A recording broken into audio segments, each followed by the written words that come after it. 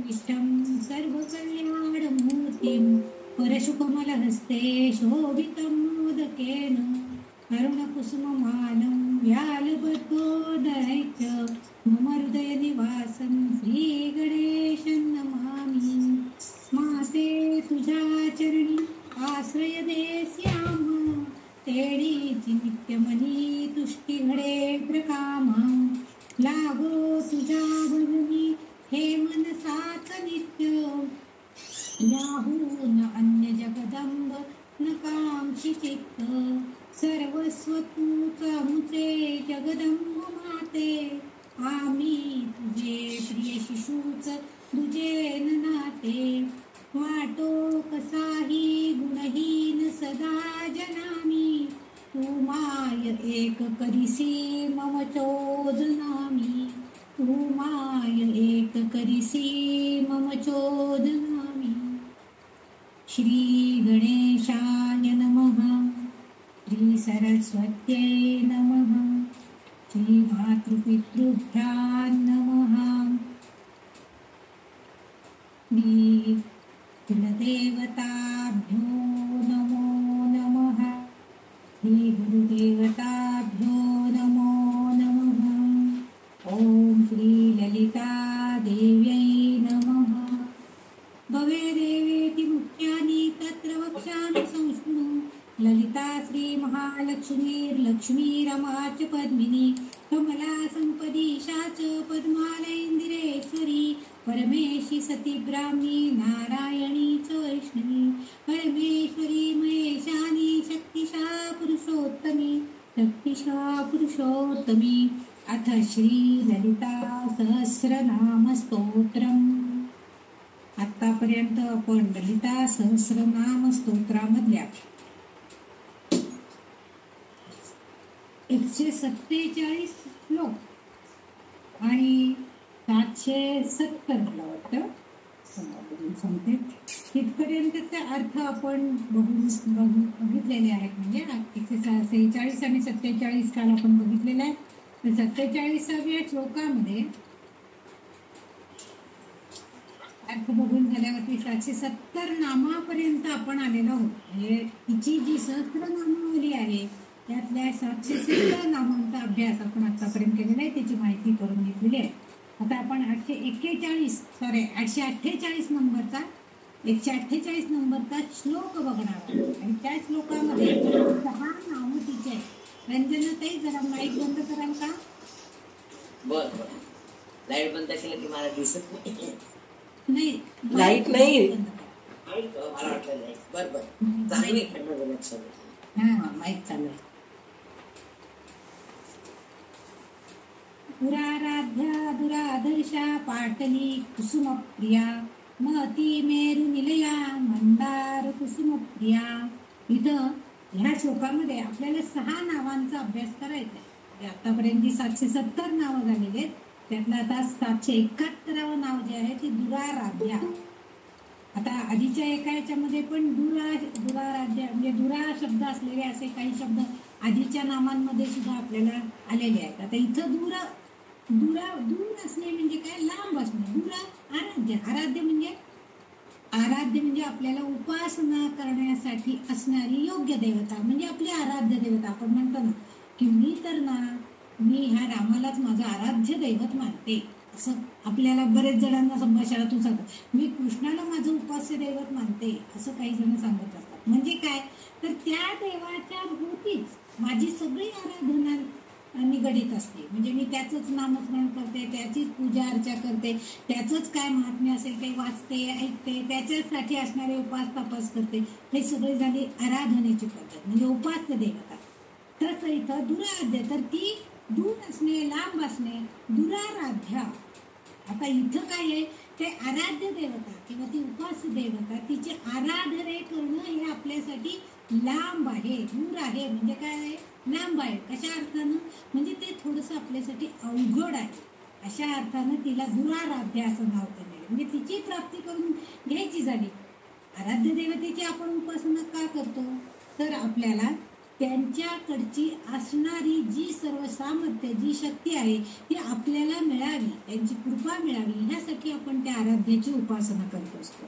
परंतु इथं ही ललितांबिका दुराराध्य आहे असं म्हटलंय, कारण तिची प्राप्ती करून घेणं किंवा तिला प्राप्त करून घेणं ही जी प्रक्रिया आहे ती इतकी सोपी नाहीये, ती फार कठीण आहे असं त्यांचं म्हणणं आहे. कारण सामान्य साधकाला तिची उपासना ही खरं तर दुरापास्तच वाटते. आता आपण म्हणजे आपल्या इथं बोललं जातं की वैष्णवांकडे इतकं सोहळं केलं जातं, स्मारकांकडे त्या मनाने कमी असतं, तरी सुद्धा कर्नाटकात जरा जास्त आहे, महाराष्ट्रात फारच कमी आहे. हा प्रकार जो आहे तसं ही उपासना करताना आपल्याला दुरापास्त वाटतं, म्हणजे आणखीन लांब वाटतं की आपल्याला ही होणार नाही बाबा. वैष्णवांसारखं ते ओले त्याने नेसून ते सोळं स्वयंपाक करणं वगैरे हे नाही जमणार. मी फार तर धूत वस्त्र टाकीन, ते मी धुतलेलं ते वस्त्र टाकीन, तेच नेसेन आणि त्याद्वारे मी पूजा अर्चा करेन, हे आपल्याला शक्य होतं. पण ते लोक ओलं घालून सुद्धा ते पूजा करायची त्यांची तयारी. म्हणजे ही जी उपासना करण्याची पद्धती आहे ही दुरापास्त आहे कोणासाठी, की ज्यांना ते माहिती नाहीये, ज्यांना ते कठीण वाटतं. तसं ही ललिता मातेची उपासना करणं हे सुद्धा कठीण आहे. म्हणजे तिला प्राप्त करून घ्यायचं झालं तर तेवढी कठीण उपासना आपण करायला पाहिजे. आपल्या हात होईल का? कारण काही जण म्हणतात की अहो आमची देवी फार कडक आहे, जरा सुद्धा तिला इकडे इकडे केलेलं चालत नाही, किंवा असं काही म्हणजे कोणाचे अस्पर्श वगैरे असे होणं हेही त्यांना चालत नाही, असं आपण हे बऱ्याच वेळेला आपल्या संभाषणामध्ये आलेलं असतं. मग इथं तिची उपासना ही फार अवघड आहे असं म्हटलेलं आहे. कारण तिची उपासना करताना आपलं मन आणि आपल्या शरीरामध्ये असणारी सगळी इंद्रिय, कर्मेंद्रिय, ज्ञानेंद्रिय ही जी आहेत, ह्या सगळ्यावरती आपल्याला बंधन आणायचे असतं. म्हणजे सगळ्याला कंट्रोल करायचं, नियंत्रित करायचं असतं आपल्याला, आणि हे फार अवघड आहे. म्हणजे समजा आपल्याला त्या देवीची उपासना करायची, तर त्या दिवशी आपण काही ठिकाणी तर दुसऱ्या दिवशी कुलधर्म करायचा आहे, तर आदल्या दिवशी उपवास करायचा, म्हणजे त्या दिवशी काही खायचं नाही, उपवास करायचा, आणि मग दुसऱ्या दिवशी कुलधर्म कुलाचार करायचा. मग कुलधर्म कुलाचार म्हणजे काही सकाळी उठल्याबरोबर आपण पुन्हा खाऊन पिऊन बसणार आहे का? नाही. म्हणजे काही खायचं नाही, खाल्लं तरी उपासाचं एखादं फळ किंवा अगदीच काही जणांना पोहे बी असं खाल्लेलं पण चालतात, पण काही जण काही खात पण नाहीत. म्हणजे ही जी आहे हे नियंत्रण पाहिजे. नाही तर बाई कालचा उपवास झाला, मला आज भूक लागली, कालचा उपवास झाला, मला आज भूक लागली, हे आपले नियंत्रण नाही आहे.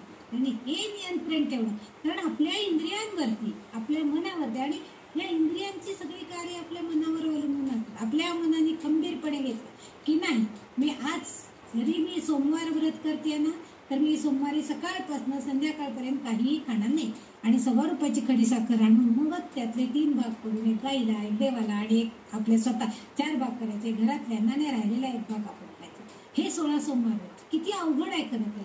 म्हणजे ही जी उपासना आहे हे करण्यासाठी आपल्याजवळ तेवढा दृढ निश्चय, मागच्या त्याला व्रताच्या बाबतीत प्रियव्रता असं म्हटलेलं आहे. हे व्रत करणं तिला आवडतं.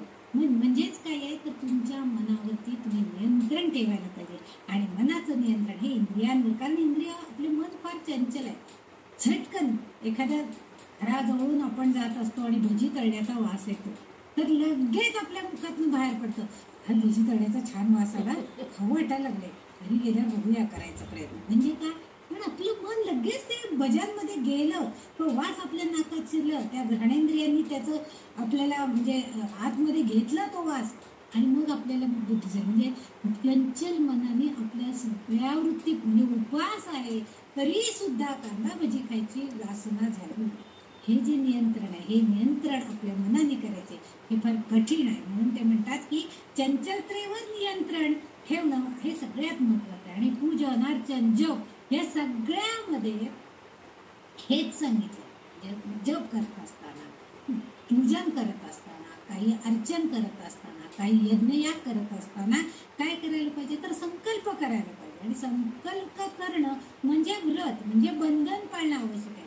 नाहीतर आपल्याला त्या पूजन अर्चनाचं फळ मिळत नाही. मागं पण मी सांगितलं होतं, मला वाटतं कशाच्या तरी सर्व हा रुद्र शिकवताना सांगितलं होते की, किंवा श्रीसुक्त शिकवताना म्हणजे त्याचा अर्थ की संकल्प सिद्धी. आणि ललिता मातेचं आधी सांगताना तेव्हाही मी सांगितलं की संकल्पाशिवाय सिद्धी नाही आहे. आपण संकल्प करूनच की मी हे जे करते त्याचं मला हेच फळ हवंय, म्हणजे काय आहे, ती आपल्याला सगळंच द्यायला बसली, पण आपलं मागणं कशासाठी आहे तर नाही. आज माझ्या सौभाग्यवर्धनासाठी मी हे व्रत करते, मला तेच म्हणजे त्यामुळे तिने मला संपत्ती, ऐश्वर्य हे सगळं द्यावं अशी अपेक्षा नाही. ज्यासाठी संकल्प केलेला आहे त्यासाठीच ते व्रत करायचं. आणि ते करताना आपण जो संकल्प केलेला आहे, जो ठरवलेला आहे, जे आपण नियम घालून घेतले, जी बंधनं घालून घेतले, त्या सगळ्याचं आपण पालनही करायचंय. तरच आपल्याला त्या अर्चनाचं, त्या पूजेचं, त्या नामस्मरणाचं, त्या ध्यानाचं फळ नक्की मिळणार. पण आपलं मन अतिशय चंचल आहे, त्यामुळे आपल्याला ज्ञानेंद्रियाद्वारे, कर्मेंद्रियाद्वारे केल्या जाणाऱ्या सर्व कृती ह्या आपल्याकडनं सहजपणे होऊन जातात. म्हणजे बघा, कधी कधी असं होतं की आपण म्हणजे रोज सकाळी उठलं की आपल्याला चहाबरोबर 2 बिस्किटं खायची सवय असते. आमचे डॉक्टर सांगितले की असं उपाशी पोट ठेवू नका, तुम्हाला शुगर आहे ना, उठलं की 2 मारीची बिस्किटं तरी खा. ते डोक्यात आपल्या चांगलं घट्ट बसलेलं असतं आणि त्यामुळे उठल्याबरोबर चहाबरोबर 2 बिस्किटं खाऊन टाकतात. अरे पण आज एकादशी आहे, हे आपल्या डोक्यात येत नाही. म्हणजे त्यावेळेस काय होतं की आपल्या ज्ञानेंद्रियांनी त्या कर्मेंद्रियांवरती मात केलेली असते. आपलं मन तिकडे जात नाही, ज्ञानाकडे जात नाही की आज एकादशी आहे. हे ज्ञान आपल्याला त्यावेळेस आपण त्या अज्ञानामध्ये जातो. म्हणजे रोजच्या सारखंच आहे, आज 2 बिस्किटं खायची, बस झालं. ही जी गोष्ट आहे, म्हणजे हे जे आपण करतोय, म्हणजे कर्मेंद्रियाद्वारे, ज्ञानेंद्रियाद्वारे जे आपल्या क्रिया केल्या जातात त्या सहजपणे होतात. आणि मग आपल्याला हळहळ वाटते. मग त्यावेळेस आपली श्रद्धेय भावना जागृत होते. अरे रे, आज एकादशी होती, मी खाल्लं, चुकलं म्हटलं, देवा मला क्षमा कर, क्षमा कर. समजवलं आपण क्षमा मागतो. पण आपलं चंचल मन दुसऱ्या वेळेला काय म्हणतं की कसंही उपास मोडलाच आहे ना आता, आज काय सगळं चांगलं केलेलं. ही जी वृत्ती आहे, ही वृत्ती नसते. ठीक आहे, एकदा चूक झाली, मग पुन्हा पुन्हा तीच चूक करायची नाही. भगवंता आज माझ्याकडनं ही चूक, त्यावेळेस आपल्या मनाने, आपल्या ज्ञानाने हे आपल्याला अपेक्षित आहे, हे त्या भगवंतापर्यंत आपण पोहोचवायचे की माझ्याकडनं आज ही चूक झाली आहे, परंतु ह्याचं प्रायश्चित्त म्हणून मी आज दिवसभर निर्जळी एकादशी करेन. मी नेहमी फराळ करून फळं खाऊन करते, पण मी आज संध्याकाळपर्यंत तरी काहीही खाणार नाही. हे त्याचं प्रायश्चित्त आहे. कारण त्यामुळं त्या भगवंताला कळतं की हिला खरोखरच विस्मरणामुळं, आपल्या वयोमानाच्या ह्याच्यामुळं किंवा आपल्या आरोग्याच्या बिघडण्यामुळं हे हिच्यातनं घडलंय, किंवा हा व्यक्ती त्यामुळं हे असं वागलाय, हे भगवंताला कळतं. पण तेवढ्या श्रद्धेय भावनेनं आपण त्याचा स्वीकार करायला पाहिजे आणि प्रायश्चित्त घ्यायची तयारी. पण हा अभाव आपल्याकडे असतो. आपली श्रद्धेय भावना तेवढी पाहिजे, मगच काय होतं की श्रद्धेय म्हणून भक्त साधक आला, तेव्हा जो भक्त, जो साधक त्या ललितांबिकेची पूजा अर्चा, ध्यान, नामस्मरण हे करण्यासाठी तिच्या जवळ जाण्याचा प्रयत्न करतो, त्याची श्रद्धेय भावनाचा अभाव त्याच्याकडे असतो. त्यामुळं तिच्या पवित्र चरणांचं पूजन करणं, तिच्या जवळ जाणं, हे सुद्धा त्याच्यासाठी दुरापास्त होऊन जातं. त्याच्यासाठी अशक्य गोष्ट, कठीण गोष्ट होऊन जाते. म्हणून वाग्देवी सांगतात की या आराध्य देवीची उपासना करताना ती त्यांच्यासाठी लांबची, फार दूरची गोष्ट आहे, असं अवघडल्यासारखं आहे, कठीण असल्यासारखं आहे. म्हणून तिचा त्यांनी इथं दुराराध्या असा उल्लेख केलेला आहे. म्हणजे कुठल्याही देवतेची, आता इथं ललितांबिका सांगितली, कुठल्याही भगवंतापुरता, कुठल्याही देवदेवतेची, आपल्या आराध्य देवतेची, इव्हन आपल्या गुरूंची सुद्धा आपल्याला जर काही पूजा अर्चा करायची असेल तर आपण तेवढ्या श्रद्धेय भावनेनं त्यांच्यापर्यंत येते. आमच्या गुरूंना यायला अजून 2 तास अवकाश आहे, पण मला आता कसं तरी व्हायला लागले, मला डायबिटीसमुळे पोटात काही नाही, पोटात काही नाही, लगेच आपण काहीतरी खाऊन पिऊन घ्यायचं, हे नको. माझ्या गुरूंनी काही खाल्लं असेल का, हा विचार आपल्या मनात, म्हणजे ही श्रद्धेय भावना आहे आपल्या गुरूंप्रती. त्यांची पाद्यपूजा माझ्या हातनं होणार आहे ना, मग त्या माझ्या गुरुजींनी, त्या माझ्या गुरूंनी जेव्हा काहीतरी प्राशन केलं जाईल, काहीतरी खाल्लं जाईल, त्यानंतरच मी त्यांचा प्रसाद म्हणून मी ते सेवन करीन, ही भावना आपल्याकडे पाहिजे. आणि तीच भावना ललितांबिकेची पूजा करताना सुद्धा पाहिजे.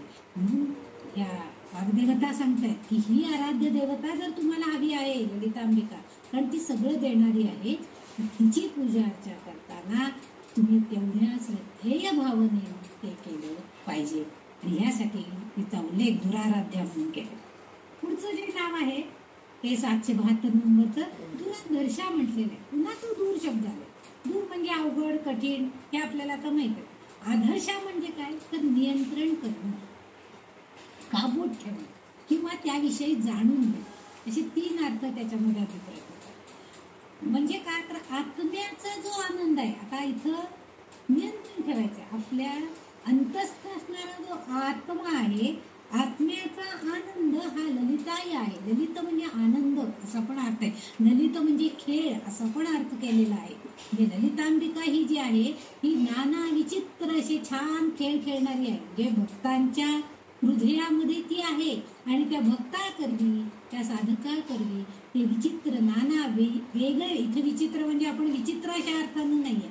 चित्र विचित्र याचा अर्थ वेगवेगळ्या प्रकारच्या लीला ती घडवून आणते.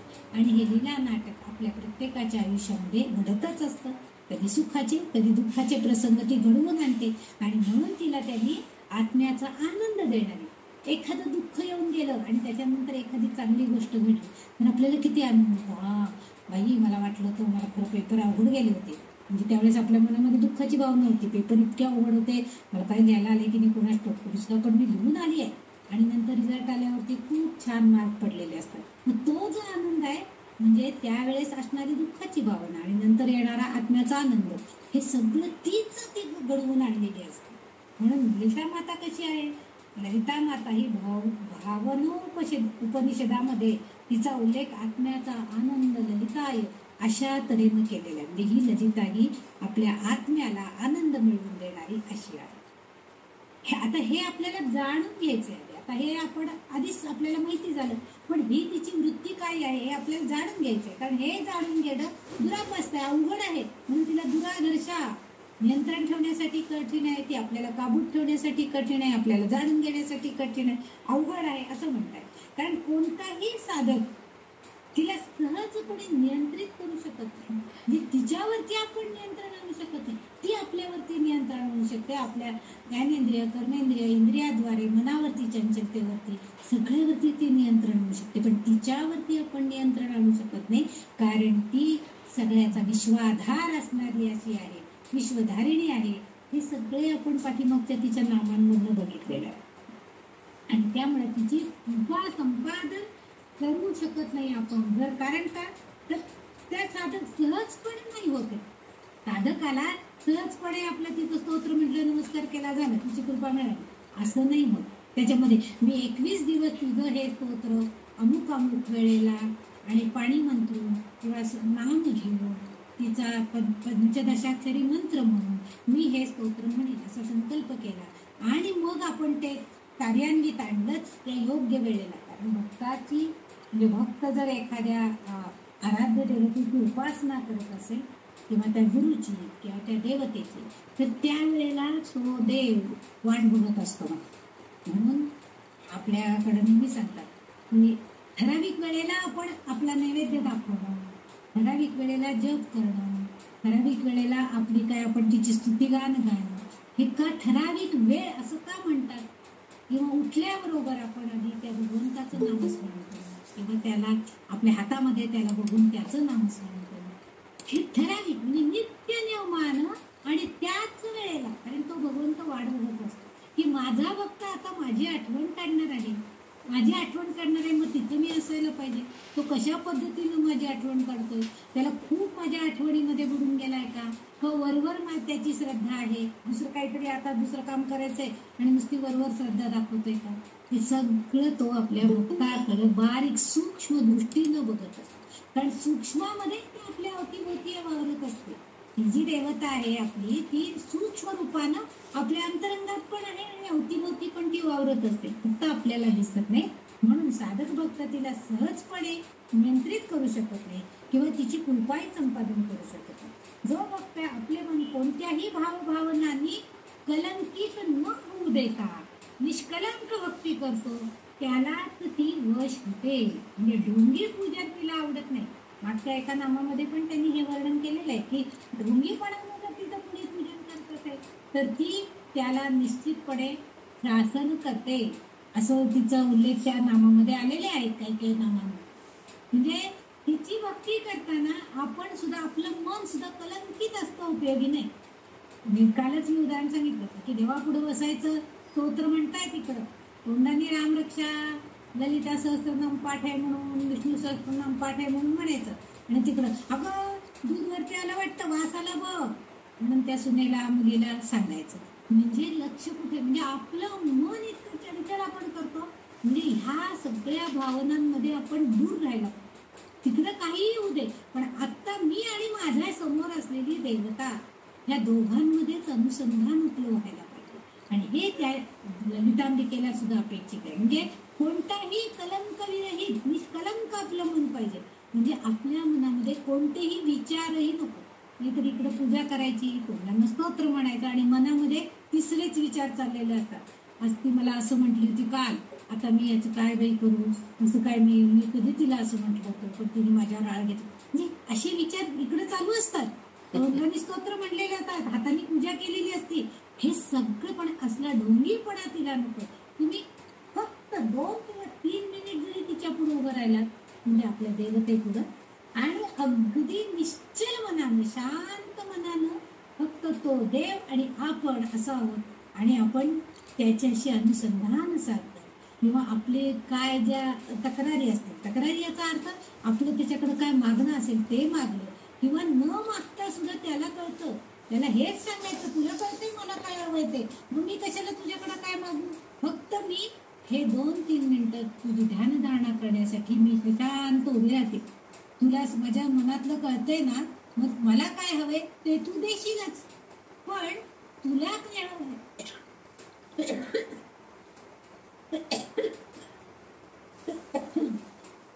तर तुझी भक्ती हे करणं तुला हवंय ना, ते मी आता करते.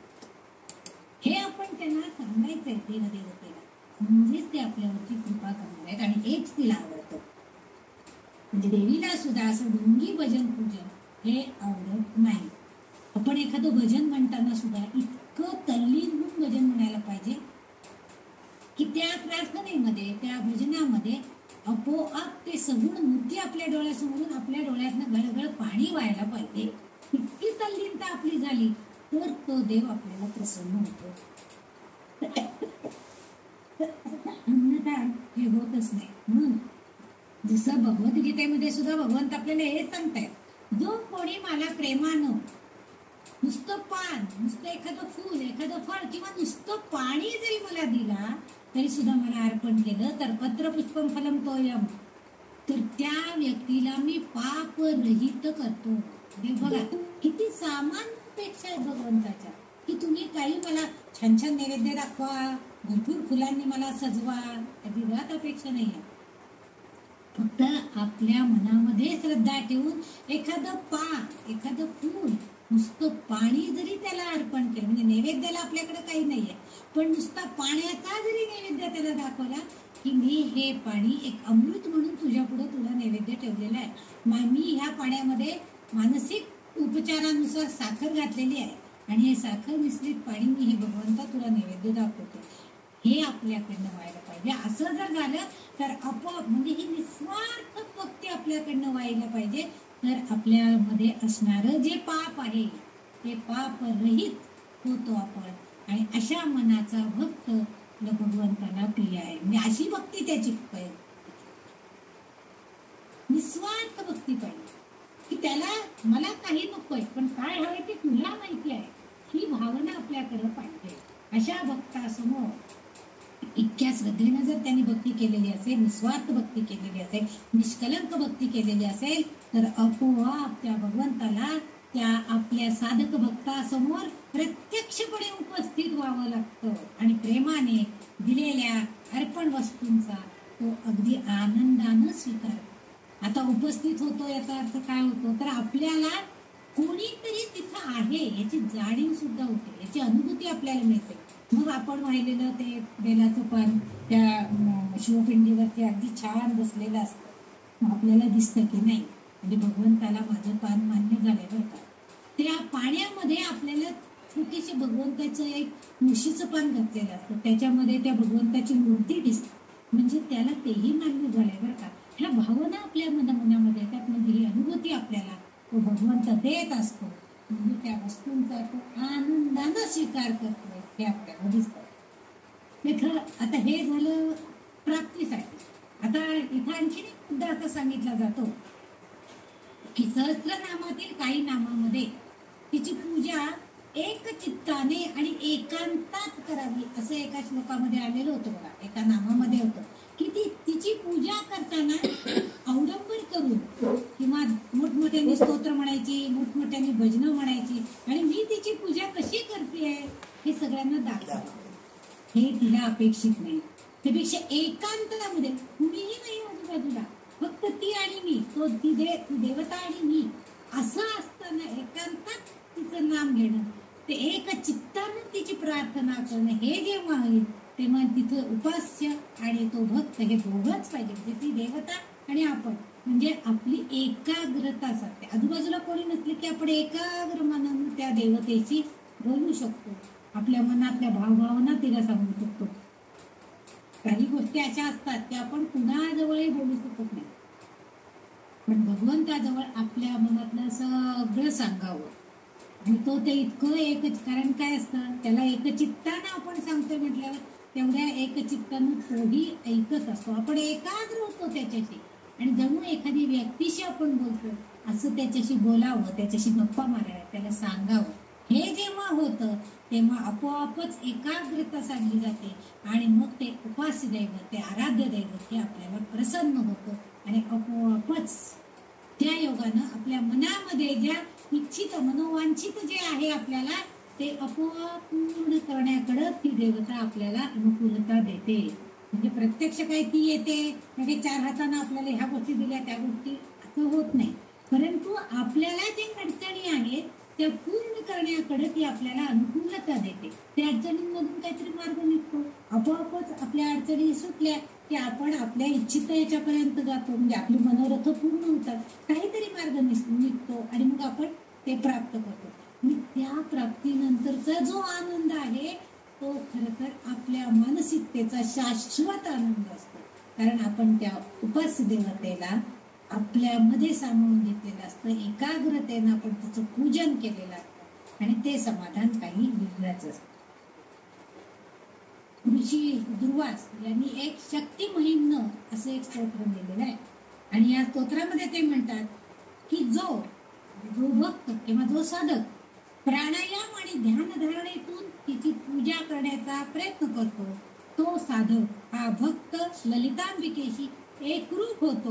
म्हणजेच तो ती दुराधर्षा असं जे आहे जाणण्यास कठीण आहे असं वाटतं, हाच अर्थाभिप्रेत आहे. म्हणजे तिला जाणणं अवघड आहे, तिच्यावरती नियंत्रण करणं अवघड आहे, परंतु जो साधक एकाग्रतेने तिच्या प्राणायामाने ध्यानधारणा करेल त्याच्यासाठी मात्र हे काहीच अवघड नाही.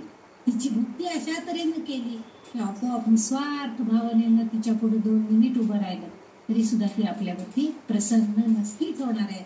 म्हणजे ती अवघड नाहीये आपल्याला संपादन करण्यासाठी, पण आपण साधक त्या मायेच्या सगळ्या ह्याच्यामध्ये गुरफटून गेलेलो असतो. हे मायेचं जे आपल्या भोवती जाळी निर्माण झालेली त्याच्यातून बाहेर पडणं आपल्याला शक्य होत नाहीये आणि म्हणून आपण पुन्हा पुन्हा पुन्हा पुन्हा या संसाराच्या सगळ्या ज्वाला ह्याच्यामध्ये गुरफटून गेलेलो असतो आणि त्यातनं बाहेर पडण्यासाठी अशी ही एखादं आराध्य दैवत आपल्याला पाहिजे आणि त्याच्याकडे आपण निस्वार्थपणानं निष्कलंक मनानं एकाग्रतेनं एकचित्तानं पूजन अर्चन ध्यान केलं तर नक्कीच आपल्याला काहीही अवघड नाही, दुरादर्शा असण्याचं कारणच नाहीये. परंतु तिची ही एक अवस्था म्हणून वाग्देवींनी तिचं नाव इथं दुराधर्षा असं इथं उद्धृत केलेलं आपल्याला दिसतंय. पण आपण मात्र ती आपल्यासाठी दुराधर्षा नाही आहे, कारण आपण तिला प्राप्त करून घेण्यासाठी तेवढं एक चित्तानं तिचं ध्यान धरणं नक्कीच करण्याचा प्रयत्न करणार आहोत. हा आपल्या दृष्टीनं आपण प्रयत्न करायचा आहे. असं हे तिचं दुराधर्षा नाव आलेलं आहे. त्याच्यानंतर पुढचं जे नाव आहे ते आहे पाटली कुसुम प्रिया. खूप छान नाव आहे. कुसुम म्हणजे फुल आणि प्रिया म्हणजे आवड. हे दोन्ही शब्दांचे अर्थ आपल्याला सहजपणे कळतात, बऱ्याच वेळा आधी येऊन पण गेले. आता इथं पाटली वृक्ष आहे. पाटली नावाचा एक वृक्ष आहे. हा भरपूरच औषधांच्या गुणधर्मांनी युक्त आणि प्रसिद्ध असा वृक्ष आहे. याची फुलं हे विविध आजारांवर उपयोगी मानली जातात. म्हणजे या वृक्षाची फळं आपण जसं नारळाला कल्पवृक्ष म्हणतो की त्याच्या फांद्या, त्याच्यातला नारळ, ह्या सगळ्यांचा उपयोग, प्रत्येक गोष्टीचा त्याच्या आपण उपयोगात आणतो. नारळाची करवंटी ती जाळण्यासाठी होती, त्याच्यातलं खोबरं जे आहे ते आपण खाण्यासाठी वापरतो, त्याच्या झावळ्या पडल्या की त्याचे खराटे बनतो, म्हणून आपण त्याला कल्पवृक्ष म्हणतो. म्हणजे त्याच्या प्रत्येक गोष्टीचा उपयोग होतो. तसं या पाटली वृक्षाची जी फुलं जी काय आहे त्या सगळ्याचा उपयोग विविध आजारांवर केलेला आपल्याला दिसून येतो. आणि या वृक्षाच्या नावावरूनच प्राचीन काळी बिहार राज्याला पाटलीपुत्र किंवा पाटण, आताचं जे पाटण शहर जे आपण म्हणतो बिहारमध्ये असणार, तर त्याचा उल्लेख ह्या नावावर, ह्या वृक्षाच्या नावावरूनच झालेला आहे. कारण ह्या राज्यामध्ये हा जो वृक्ष आहे पाटली वृक्ष हा समशीतोष्ण कटिबंधामध्ये आणि उष्ण कटिबंधामधल्या आशियाई प्रदेशामध्ये जास्त प्रमाणात आहे.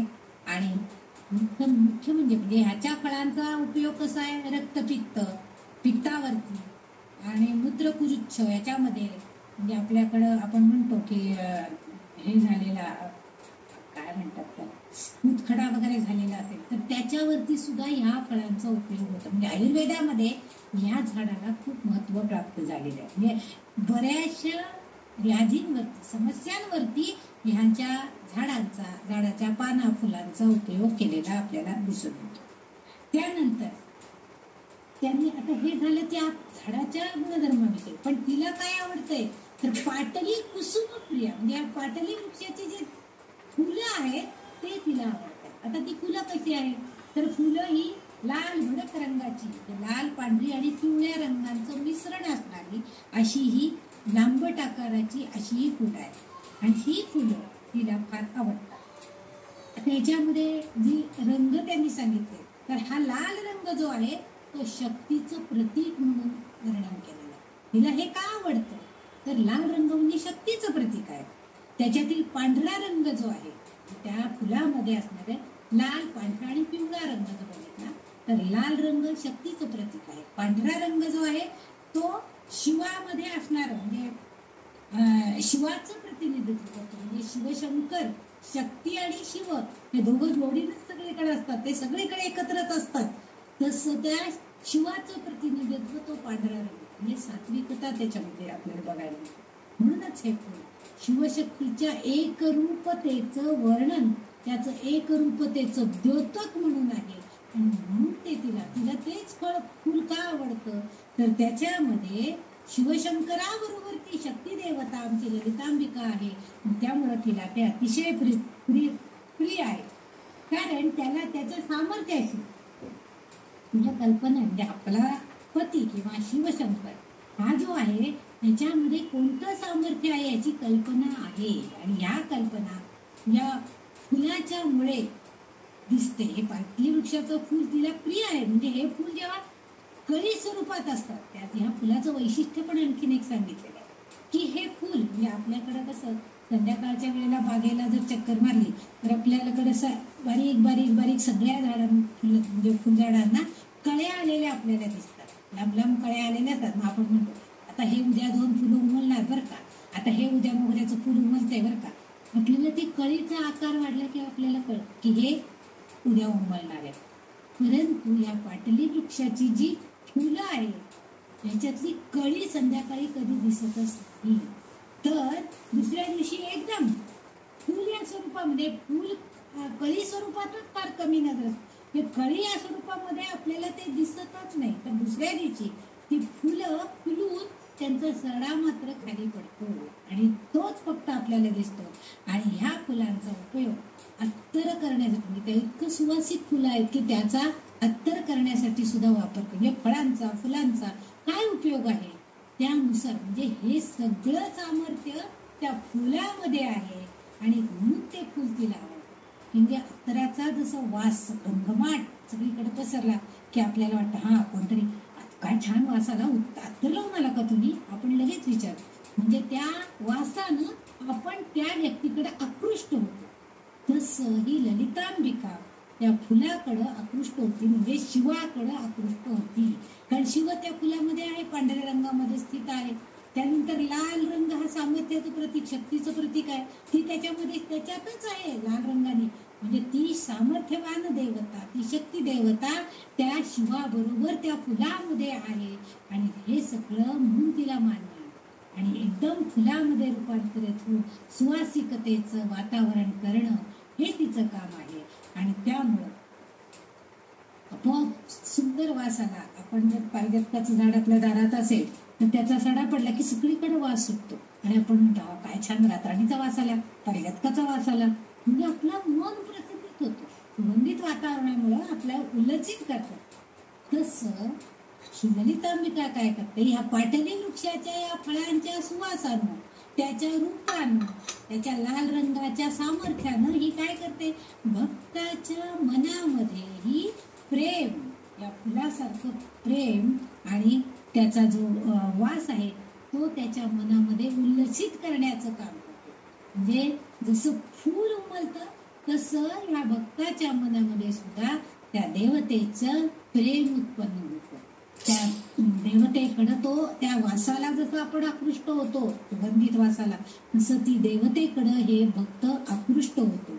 आणि म्हणून त्या शक्तीचा, त्या भक्तीचा सुगंध जेव्हा साधक आपोआपच त्या वासाकडे आकृष्ट झाला की त्याची भक्ती सुद्धा वाढायला लागते. म्हणजे भक्ती आणि शक्ती हे दोन्ही एकत्र येतात आणि मग आपोआपच ललितांबिका सुद्धा त्या साधक भक्ताकडून मी ते आवडतं की माझा भक्त हे पाटली कुसुमांनी माझी पूजा करतो आहे. पाटली वृक्षाची फुलं मला वाहतो आहे. पाटली वृक्षाने पासून केलेला जो अत्तर आहे त्या अत्तरानं मला सुगंधित करतो आहे. हे सगळं तिला कळतं आणि मग ती आपोआपच त्या आपल्या भक्ताकडे आकर्षित होते. कारण आवडत्या गोष्टी जर आपल्याला मिळाल्या, आपण सुद्धा बघा आपल्याला आवडणारी एखादी गोष्ट मिळाली तर आपण लगेच त्या माणसाकडे, हो मला आवडणारं आज केले बघा तुम्ही पदार्थ, ताई मी आज खाऊनच जाणार, आपण सांगतो. कारण आपल्याला आवडणारी गोष्ट तिथं असते. तसं हिला आवडणारी गोष्ट तो भक्त करतो. त्यामुळे आपोआपच काय होतं की त्या भक्त सुद्धा त्या देवीकडे आकर्षित होतो आणि देवी सुद्धा भक्ताकडे आकर्षित होते. कारण भक्ताकडून तिच्या आवडत्या गोष्टी सगळ्या केल्या जातात. म्हणजे प्रिय गोष्ट प्राप्त झाली की ललितांबिका सुद्धा स्वतः सुद्धा आनंदित होते. आणि तिचं कामच आहे, म्हणजे ती स्वतः नेहमी आनंदित राहते आणि आपल्या भक्तांना सुद्धा आनंद देण्याचा प्रयत्न करते. आणि मग तिच्या प्रिय गोष्टी जर भक्तांनी दिल्या तिलाही आनंद होणार, तीही प्रसन्न होणार, पर्यायानं ती भक्तावर सुद्धा प्रसन्न होणार आहे. त्याच्यावरती कृपेचा वर्षावही करणार आहे, त्याचं हित करणार आहे, त्याला समाधान देणार आहे. आणि म्हणून वाग्देवता म्हणतायत की पाटली कुसुम प्रिया असणारी अशी ही ललितांबिका आहे. म्हणजे पाटली वृक्षाच्या फुलांची तिला आवड आहे, त्याचा वास, त्याचं सौंदर्य, त्याच्यातला रक्तिमा, त्याच्यामध्ये असणारी शिवाची शक्ती, शिवाचं जे रूप आहे सात्विक, ते हे सगळं तिला आवडणार आहे. आणि हे जो भक्तीला अर्पण करतो त्याच्यावरती ती कृपा दृष्टी नेहमीच ठेवते. हेच याच्यातून आपल्याला वाग्देवींना सांगायचंय. म्हणून त्यांनी तिचं नाव ह्याच नावानं उद्धृत केले की पाटली कुसुम प्रिया. जे 774 नंबरचं नाव आपण बघतोय त्या नावामध्ये आहे शब्द तो म्हणजे महेशी, महती असा शब्द दिलेला आहे. पाटली कुसुमप्रिया झाले की महती असा शब्द त्यांनी दिलेला आहे. आता महती म्हणजे काय, मागं आपण म्हणलं महत म्हणजे मोठं, महान असा अर्थ आपण घेतलेला होता. म्हणजे यात महनीयता आहे. महत म्हणजे सगळ्यात मोठं असंही आहे. महानारायण उपनिषदामध्ये महतो महियान म्हणजे श्रेष्ठांपेक्षाही श्रेष्ठ असणे असा उल्लेख केलेला आहे. महती याचा अर्थ मोठं असणं, सगळ्यात मोठं असणं, सगळ्यात श्रेष्ठ असणं असा त्याचा अर्थ आम्ही प्रयत्न. आणि हिला हे नाव दिलेलं आहे ती खरंच श्रेष्ठ आहे. कारण आपण ही जी तिचे गुण, इतकं तिचं जे वर्णन बघतोय त्याच्यामध्ये आपल्याला हे लक्षात येतं की ललितांबिकेकडे इतकं सामर्थ्य आहे, इतके गुण आहेत की ती खरोखरच महनीय आहे, मोठी आहे, श्रेष्ठांमध्ये सुद्धा श्रेष्ठ आहे. ती एक देवता बघा सगळं विश्वाचा कारभार सांभाळते, ब्रह्माबरोबर काम करते, विष्णू बरोबर काम करते, महेशाबरोबरही काम करते. मी इतकं सामर्थ्य तिच्यामध्ये आहे, त्यामुळे तिला श्रेष्ठांपेक्षाही श्रेष्ठ अशी गणना होते, म्हणून ती महती आहे असं म्हटलेलं आहे. या नामामध्ये महत, आता हा जो महत हा शब्द आहे हा आणखी एका अर्थाने वापरतात. महत म्हणजे बुद्धिमत्ता किंवा बुद्धिमत्ता प्राप्त असणे, त्याला महत असा शब्द म्हटलं जातं. आता जे मानवतेचे महान आणि अनन्य तत्व आहे ते ज्ञान प्राप्त करते. म्हणजे मानव जो आहे त्याचं ध्येय काय आहे की चांगलं आपलं अज्ञान दूर करून घेणं आणि ज्ञान प्राप्त करून घेणं. आता ज्ञान प्राप्त करून घ्यायला जर असेल तर आपल्याकडे थोडीशी बुद्धिमत्ता हवी, थोडी बुद्धी हवी आपल्याला, तर आपण ते चांगल्या प्रकारे ज्ञान प्राप्त करून घेऊ शकतो. म्हणजे हे अनन्य तत्व आहे मानवाचं की ज्ञान प्राप्त करण्यासाठी बुद्धी हा एक आवश्यक घटक त्यावेळेस मानला जातो. आपण म्हणतो ना हो त्यांची बुद्धी चांगली चालतीये म्हणून त्यांना हे भराभरा सांगायला येतं, करायला येतं, आम्हाला काय सुचतच नाही, आम्ही वाचलं तरी आमच्या लक्षातच राहत नाही, असे वक्तव्य बरेच वेळेला आपल्या कानावर पडत असतात. कारण भगवंताने प्रत्येकाला बुद्धिमत्ता दिलेलीच आहे, चांगल्या प्रकारे दिलेली आहे, फक्त त्याचा वापर आपण कसा करायचा आहे हे आपण ठरवायचं आहे. आणि म्हणून कारण ललिता माता ही ब्रह्माच्या स्वरूपात आहे आणि त्यावेळेस त्याच्या गुणांपैकी ब्रह्माचं जे गुण आहे निर्मिती करणे, त्या गुणांमध्ये सुद्धा ती आहे. म्हणजे महत हा जो गुण आहे हा ती घोषित करते, हा तिथे तिला आपल्याला दिसतो. घोषित होतो म्हणजे काय होतं, दिसतो. आपण एखादा नेता निवडून आला की आपण त्याला म्हणतो की आमच्या या भागाचा आमदार म्हणून अमुक अमुक निवडून आलेले आहे, त्यांचा विजय असो, असं आपण घोष करतो. म्हणजे काय, त्यांचं वैशिष्ट्य, त्यांचं गुण आपण तिथं मान्य केलेलं असतं. तसं इथं ललितांबिका जी आहे तिच्याकडे ही बुद्धिमत्ता भरपूर आहे आणि तिचा वापर ती हे सगळं कार्य करण्यासाठी वापरते. आणि प्रकृती आणि पुरुष यांच्या मिलनातूनच हे महत असं विश्व साकार होतं. आता हिचा या महत या शब्दाशी काय संबंध आहे तर विश्व निर्मितीमध्ये ती कार्य करते ललितांबिका.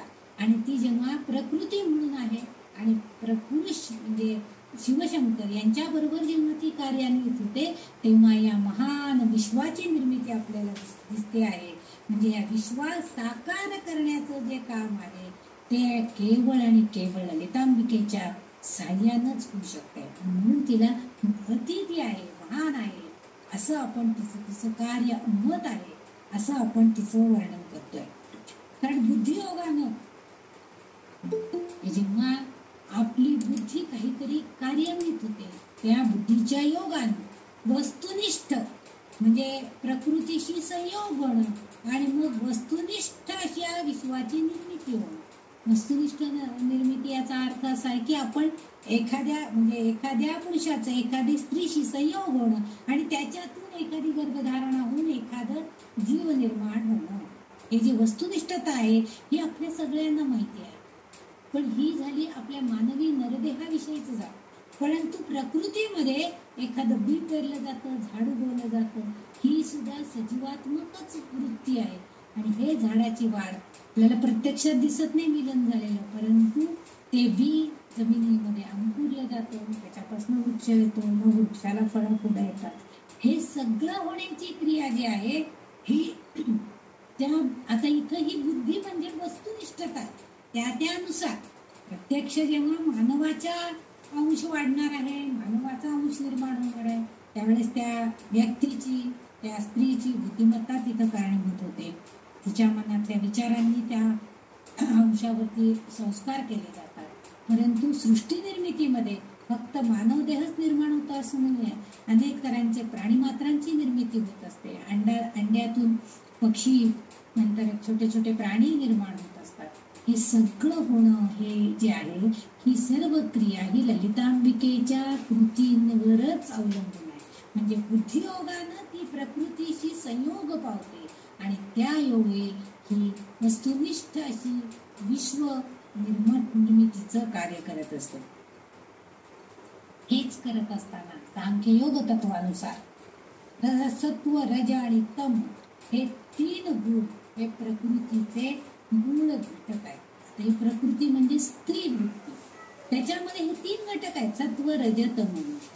आपण म्हणतो ना की जसं बीज तसं फळ, म्हणजे चांगलं बीज निर्माण आपण रोपण केलेलं असेल तर चांगलं फळ येणार, चांगलं झाड येणार. जे शुद्ध बीजापोटी फळे रसाळ गोमटी असं आपण म्हणतो. म्हणजे काय, चांगलं बीज, शुद्ध बीज म्हणजे काय, चांगलं बीज पडलेलं असेल तर फळ चांगलंच येणार, झाड चांगलंच येणार, झाडाला फळं चांगली येणार. किंवा एखाद्या वंशाचं एखादा अंश वाढीसाठी म्हणून, गर्भवाढीसाठी म्हणून सुद्धा, चांगला अंश निर्माण होण्यासाठी सुद्धा शुद्ध बीज असेल तर आपोआपच त्या वंशामध्ये चांगल्या प्रकारची संतती निर्माण होणार. हे सगळं जे कार्य आहे, म्हणजे ही निर्मिती जी आहे, हे या प्रकृतीच्या गुणांवरती, हे सत्व रज तम गुण जे आहेत ह्याच्यावरती, कारण हे मूळ घटक आहे भौतिक आणि मानसिक. कारण भौतिक म्हणजे आजूबाजूचं वातावरण जे आहे त्याचाही परिणाम त्या अंशात्मक गोष्टीवरती. म्हणजे समजा एखादं बी आपण रुजवलेलं आहे आणि ते एखाद्या कुंडीमध्ये ते बी घातले, पेरले, पण त्याला नीट पाऊस लागत नसेल, त्याला आपण नीट पाणी घातलं नाही, त्याला ऊन लागलं नाही, तर ते बीज लवकर अंकुरित होईल का? जरी अंकुरित झालं चुकून कधीतरी मिळणाऱ्या पाण्यामुळे, तरी सुद्धा ते निकृष्ट जातीचं फळ किंवा झाड निर्माण होतं. आपण म्हणतो ना मी लावलं बाई झाड, पण काय लवकर वाढेच ना, किती ते पाणी घातलं तरी सुद्धा अजून एवढंसंच आहे, केव्हा मोठं होणार, केव्हा फळं येणार. म्हणजे निकृष्टता तिथे येते, कारण भौतिक वातावरणाचा परिणाम होतो. तसंच एखाद्या अंश, म्हणजे आपला वंश वाढवणारी एखादी जी स्त्री असते गर्भधारणा झालेली, तर तिला भौतिक वातावरण जर चांगलं असेल, ती छान गाणी म्हणत असेल, घरामध्ये आध्यात्मिक वातावरण असेल, तर त्याच्यावरती आपोआप संस्कार चांगले होतात. त्यामुळे जन्मतःच जी बालकं, आपण आता पुष्कळ व्हॉट्सअपवरती पुष्कळ येतात, लहान लहान मुलं असतात, छान उत्तरं देत असतात, छान पाठांतर झालेलं असतं, कारण त्यांना जन्माच्या अगोदरपासून त्या बीजामध्ये संस्कार झालेले असतात, अंकुरित झालेले असतात. कारण त्या दोन्ही प्रकारच्या, म्हणजे भौतिक आणि मानसिक, ह्या दोन्ही स्वरूपामध्ये हे सत्वरज तम हे गुण आहेत. पण त्या म्हणजे अंशावरती हे सात्विक गुणांचाच पगडा झालेला असतो आणि मग ते सगळं चांगलंच रूपांतरित झालेलं आपल्याला. म्हणून त्यातील पहिले म्हणून वाग्देवी तिला महत असे समजते, कारण ती सगळं चांगलंच निर्माण करण्यात कोणतंही कोणाला असं वाटतं का हो की आपल्या पदरी येणारं मूल हे व्यंग निर्माण झालेलं असावं, कोणीतरी याची अपेक्षा करेल का? कधीच करणार, कोणीच करणार. कोणाच्या नशिबानं जर समजा त्यांच्या पोटी तसं अंश जन्माला आला तरी सुद्धा आपल्यालाच वाईट वाटतं की काय बाई इतकंच नवसायाचं झालं आणि हे असं झालं बघा. म्हणजे आपल्याला त्यावेळेस खूप वाईट वाटतं मनाला. परंतु कुठंतरी तो अंश वाढत असताना आपल्या तमोगुणामुळं, आपल्या रजोगुणामुळं त्याच्यावरती तसे संस्कार होतात. त्याची अवतीभोवतीच्या वातावरणात प्रकृतीतल्या ह्या सगळ्याचा परिणाम त्या वंशावरती झालेला असतो. म्हणून इथं म्हणतंय की सर्वच जीवसृष्टी प्रगट रूपामध्ये येत असताना हिच्या मदतीने, म्हणजे प्रकृती म्हणजे ही ललितांबिका आणि पुरुष म्हणजे शिव, हे दोघांच्या संयोगानं हे सगळं विश्व निर्माण होणार आहे. आणि शिवाला शक्तीची, जे शिव निर्माण करू शकतोय, पण जेव्हा शक्ती त्याला मिळणार आहे, शक्तीशी त्याचा संयोग होणार आहे, म्हणजे बुद्धिमत्ता त्याला जेव्हा मिळणार आहे, तेव्हाच फक्त ते नीट संयोग होणार आहे आणि निर्मितीही चांगली होणार. म्हणजे जागरूकतेचा प्रमुख घटक बुद्धिमत्ता आहे. म्हणजे काय, आपण जागरूक आहोत. आपण म्हणतो ना काय बुद्धिमान आहे, किती लक्षात राहतं त्यांचं, केव्हा केव्हा काय काय सांगितलेलं सगळे आम्हाला उदाहरण देऊन सांगतात, सगळे आम्हाला माहिती देतात. आपण आपल्या घरामध्ये सुद्धा एवढं लहान मुलगा असतो पण तो छान अगदी सगळं म्हणून दाखवतो. पण म्हणतो हा चला काय मुलगा अगदी बुद्धिमान आहे बघा, पटकन सगळं सांगतो, केव्हा केव्हा सांगितलेलं असेल ते. ही जी आहे म्हणजे जागरूकता असणं हा प्रमुख घटक आहे त्या व्यक्तीमधला. आणि हा घटक जेव्हा त्या शक्तीशी एकत्रित येतो, संयोगित होतो, त्याशिवाय म्हणजे शक्तीशिवाय शिव काहीही साकार करू शकत नाही. ते दोघं एकत्रित असेल तर निर्माण होणार आहे, अन्यथा होणार नाही. म्हणूनच शक्तीच्या आशीर्वादानेच शिव हे सगळं विश्व साकार करू शकतो. म्हणजेच तीच महान आहे, असं या वाग्देवतांना वाटते, म्हणून त्या तिचा उल्लेख महत् किंवा महनीय असा करतायत. म्हणून वाग्देवींनी तिचा उल्लेख महती असं केलेला आपल्याला या इथे दिसून येते. म्हणजे ती मोठी आहे, महान आहे. तिच्याशिवाय या विश्वाची निर्मिती होणं, महान विश्वनिर्मितीमध्ये प्रमुख घटक म्हणून ही ललितांबिकाच कार्य करणार आहे असं आपल्याला इथं दिसतंय. म्हणून वाग्देवता तिचा महती या नावानं उल्लेख केलेला आपल्याला या संस्कृत नामामध्ये दिसतो. पुढचं जे नाव आहे ते आहे 775 नंबरचं नाव मेरू निलया. आता मेरू म्हणजे एखादा पर्वत, हे आपल्याला माहिती आहे. आता इथं मेरू याला एक अद्भुत पर्वत, मेरू पर्वत म्हणजे एक अद्भुत पर्वत आहे असं त्याचं वर्णन केलेलं आहे. आणि निलय म्हणजे घर, असं मेरू निलया म्हणजे त्या पर्वतामध्ये घर किंवा पर्वतामध्ये वास्तव्य करणारा मेरू निलया, म्हणजे ती त्या पर्वतामध्ये वास्तव्य करते आहे असा त्याचा उल्लेख आहे. हिंदू पुराणकथांमधून या मेरू या पर्वताचा उल्लेख बरेच वेळेला आहे. जम्बूद्वीपाचा मध्यबिंदू म्हणजे मेरू पर्वत आहे आणि तो मेरू पर्वताच्या शिखरावर मेरू निलया, आता तिचं जे वास्तव्य आहे, तिचं जे घर आहे ते कुठं आहे तर या मेरू पर्वताच्या शिखर स्थानी, म्हणजे सगळ्यात उंच असं ती राहते. मेरू निलया तिचं जे वास्तव्य आहे, तिचं घर आहे ते तिथं आहे, या मेरू पर्वतावरती आहे, तिथं ती राहते आहे. आपल्याला श्रीचक्रामध्ये त्रिमितीय रूपामध्ये मेरू किंवा महामेरू हे ओळखलं जातं. साध्या आपल्या माळ असती, जपाची माळ, त्याच्यामध्ये सुद्धा 108 म्हणजे आपण माळ करत करत आलो की शेवटचा एक जो मणी असतो वरती लावलेला असतो, म्हणजे 107 मणी ओलेले असतात आणि 108वा मणी असं वर थोडासा आलेला असतो, त्याला आपण मेरू मणी असं म्हणतो. म्हणजे उच्च स्थानी असणारे मणी, त्याला मेरू मणी असं आपण म्हणतो. म्हणजे तिथपर्यंत आलं की आपली जपमाळेमधली एक माळ संपन्न झाली, म्हणजे आपण पर्वताच्या खालपासनं वरच्या टोकापर्यंत जाऊन पोचलेलो असतो. म्हणजे आपली ध्यानधारणा, आपली नाम साधना सुद्धा आपण तशाच प्रकारे करायचे. एक एक टप्पा, म्हणजे एक माळेचा मणी पुढे सरकवत सरकवत सरकत खालून वरपर्यंत आपण जाऊन पोचायचंय. म्हणून त्याला मेरू असं, मेरू मणी असं नाव त्या मण्याला दिलेलं आहे. म्हणून श्रीचक्रामध्ये सुद्धा त्याला मेरू किंवा महामेरू, आता श्रीचक्र जे आहे त्याचा अभ्यास आपण कुंडलिनीच्या जागृतीमध्ये केलेला आहे, कुंडलिनी अभ्यासामध्ये, तर त्याला सुद्धा मेरू म्हणतात. मेरू म्हणजे शीर्षस्थान असं सुद्धा उल्लेख काही ठिकाणी आहे. म्हणजे जे उच्च स्थान जे आहे मेरू स्थान त्याला असं म्हणतात. मेरू हे पंचदशाक्षरी जो मंत्र आहे त्याचं संक्षिप्त रूप, म्हणजे आपण जेव्हा पंचदशाक्षरी मंत्राचा, त्या नामाचा जेव्हा ध्यान करतो, नामस्मरण करतो, तेव्हा त्याच्यामध्ये जी अक्षरं आहेत, आता काही अक्षरं पुनरुच्चारित झालेले, त्या पंचदशाक्षरी मंत्राकडे जर आपण दृष्टिक्षेप टाकला तर काही अक्षरांचा पुनरुच्चार कैली ररी मुरी मुरी मिरी हे 3-4 वेळा आलेले आहेत. पण बाकीचे अक्षर मात्र काय झालेले, एकदाच आलेले आहेत. ज्या अक्षरांचा उच्चारण एकदाच झालेलं आहे ती अक्षर आणि ते बिंदू, म्हणजे 9 अक्षरांचं सामर्थ्यवान असा जो मंत्र, हा जो पंचदशाक्षरी मंत्र जो आहे त्याच्यामध्ये ही 9 अक्षर जास्त सामर्थ्यवान आहे आणि त्याच्या या मंत्राच्या सामर्थ्यात तिचंच वास्तव्य आहे. म्हणजे हा मंत्र म्हणत असताना आपण पुनरुच्चारण करतो काही अक्षरांचं, पण काही अक्षर ही एकदाच येत आहेत आणि त्यामुळं त्या अक्षरांचं वजन वाढतं, त्यांचं सामर्थ्य वाढतं आणि त्या सगळ्या अक्षरांमध्ये हीच ललिता माता कार्यान्वित असलेली दिसते. तिचं त्या मंत्रामध्ये सामर्थ्य भरपूर आहे.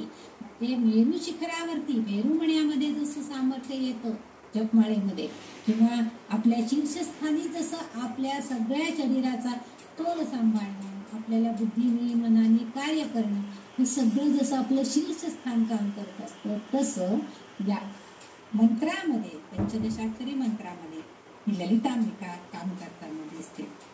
दुसऱ्या एका अर्थाने जर असा विचार केला आपण, मेरू या शब्दाचा अर्थ बघतो आपण, मेरू म्हणजे पाठीचा कणा असा सुद्धा उल्लेख आयुर्वेदामध्ये केलेला आहे.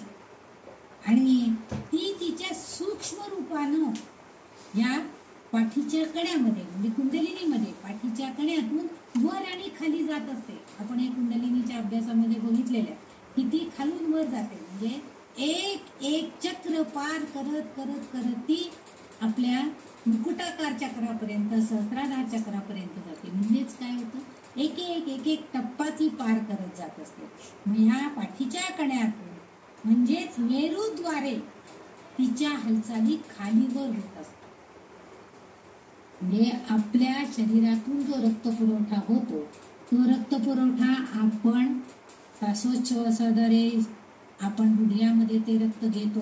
मग ते त्यातलं काही रक्त परत शुद्ध होतं, परत ते आपल्या मेंदूकडे जातं. मेंदूतून सगळीकडे संवेदना जाण्यासाठी म्हणून पुन्हा त्या रक्तप्रवाह बारीक बारीक धमन्यांमधून शिरांमधून वाहत जातो. हे जे आहे त्या शिरांमधून, त्यात बारीक बारीक नळ्यांमधून जे रक्तप्रवाह वाहत असतो त्याच्यातनं ती स्वतः सुद्धा सूक्ष्म रूपानं खालीवर करते. म्हणजे काय होतं तर आपल्याला हा वर हात उचलायला तिने सांगितला. म्हणजे तिची आज्ञा झाल्याशिवाय आपण वर हात उचलू शकत नाही किंवा वर बघू शकत नाही. आपण म्हणतो वर बघितलं की मला चक्कर येते. आता वर बघितलं की चक्कर येते म्हणजे काय होतं तर आपल्याला तो रक्तपुरवठा किंवा तिच्यामधून असणारं तिचं जे सूक्ष्म रूप आहे, तिची शक्ती जी आहे ती आपल्या मेंदूपर्यंत पोहोचत नाही. म्हणून आपण जरा वर बघितलं की आपल्याला लगेच चक्कर आल्यासारखं व्हायला लागतं. म्हणजेच मेरूद्वारे ती काय करते तर आपल्या सर्व इंद्रियांच्या हालचालींवर सुद्धा ती नियंत्रण ठेवते. म्हणजे तिचं घर नीलय म्हणजे हा तिचा पाठीचा कणा आहे अशी कल्पना सुद्धा आयुर्वेदामध्ये त्यांनी केलेली. म्हणजे पाठीच्या कण्यामध्ये ती राहते. आपण बघतो की आपण आता मी हा स्वतः अनुभव घेतलेला आहे म्हणूनही सांगते की पाठीच्या कण्याचं ऑपरेशन म्हणजे आपण त्याला मणक्याचं ऑपरेशन म्हणतो किंवा स्पाइन कॉर्ड वगैरे असं त्याला इंग्लिशमध्ये शब्द आपण वापरतो. तर ह्याचं ऑपरेशन म्हणजे फार अवघड आहे हे असं आपण म्हणतो. कारण आपल्या सर्व क्रिया ह्या मज्जातंतूंमधनं ती खालीवर करत असते आणि त्याच्यावरती सगळ्या आपल्या शरीराचं नियंत्रण होत असतं. आपल्याला जर समजा पायांची संवेदना गेली, हातांची संवेदना गेली, मग आपण म्हणतो त्यांना पॅरालिसिस झाला, त्यांचं विस्मरण झालंय.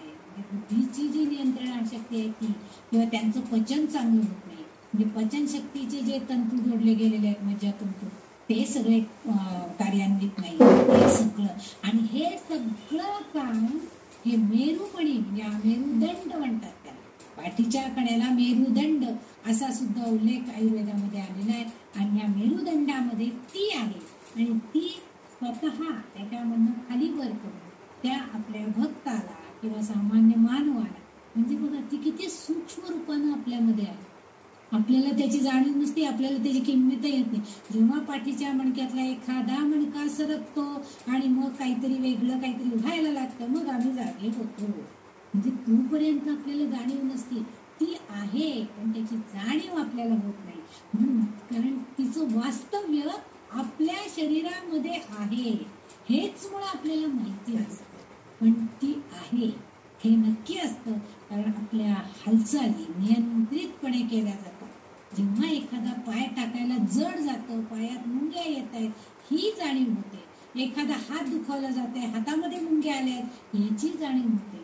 तेव्हा आपल्या लक्षात येतं की काहीतरी बिघाड झालेला आहे.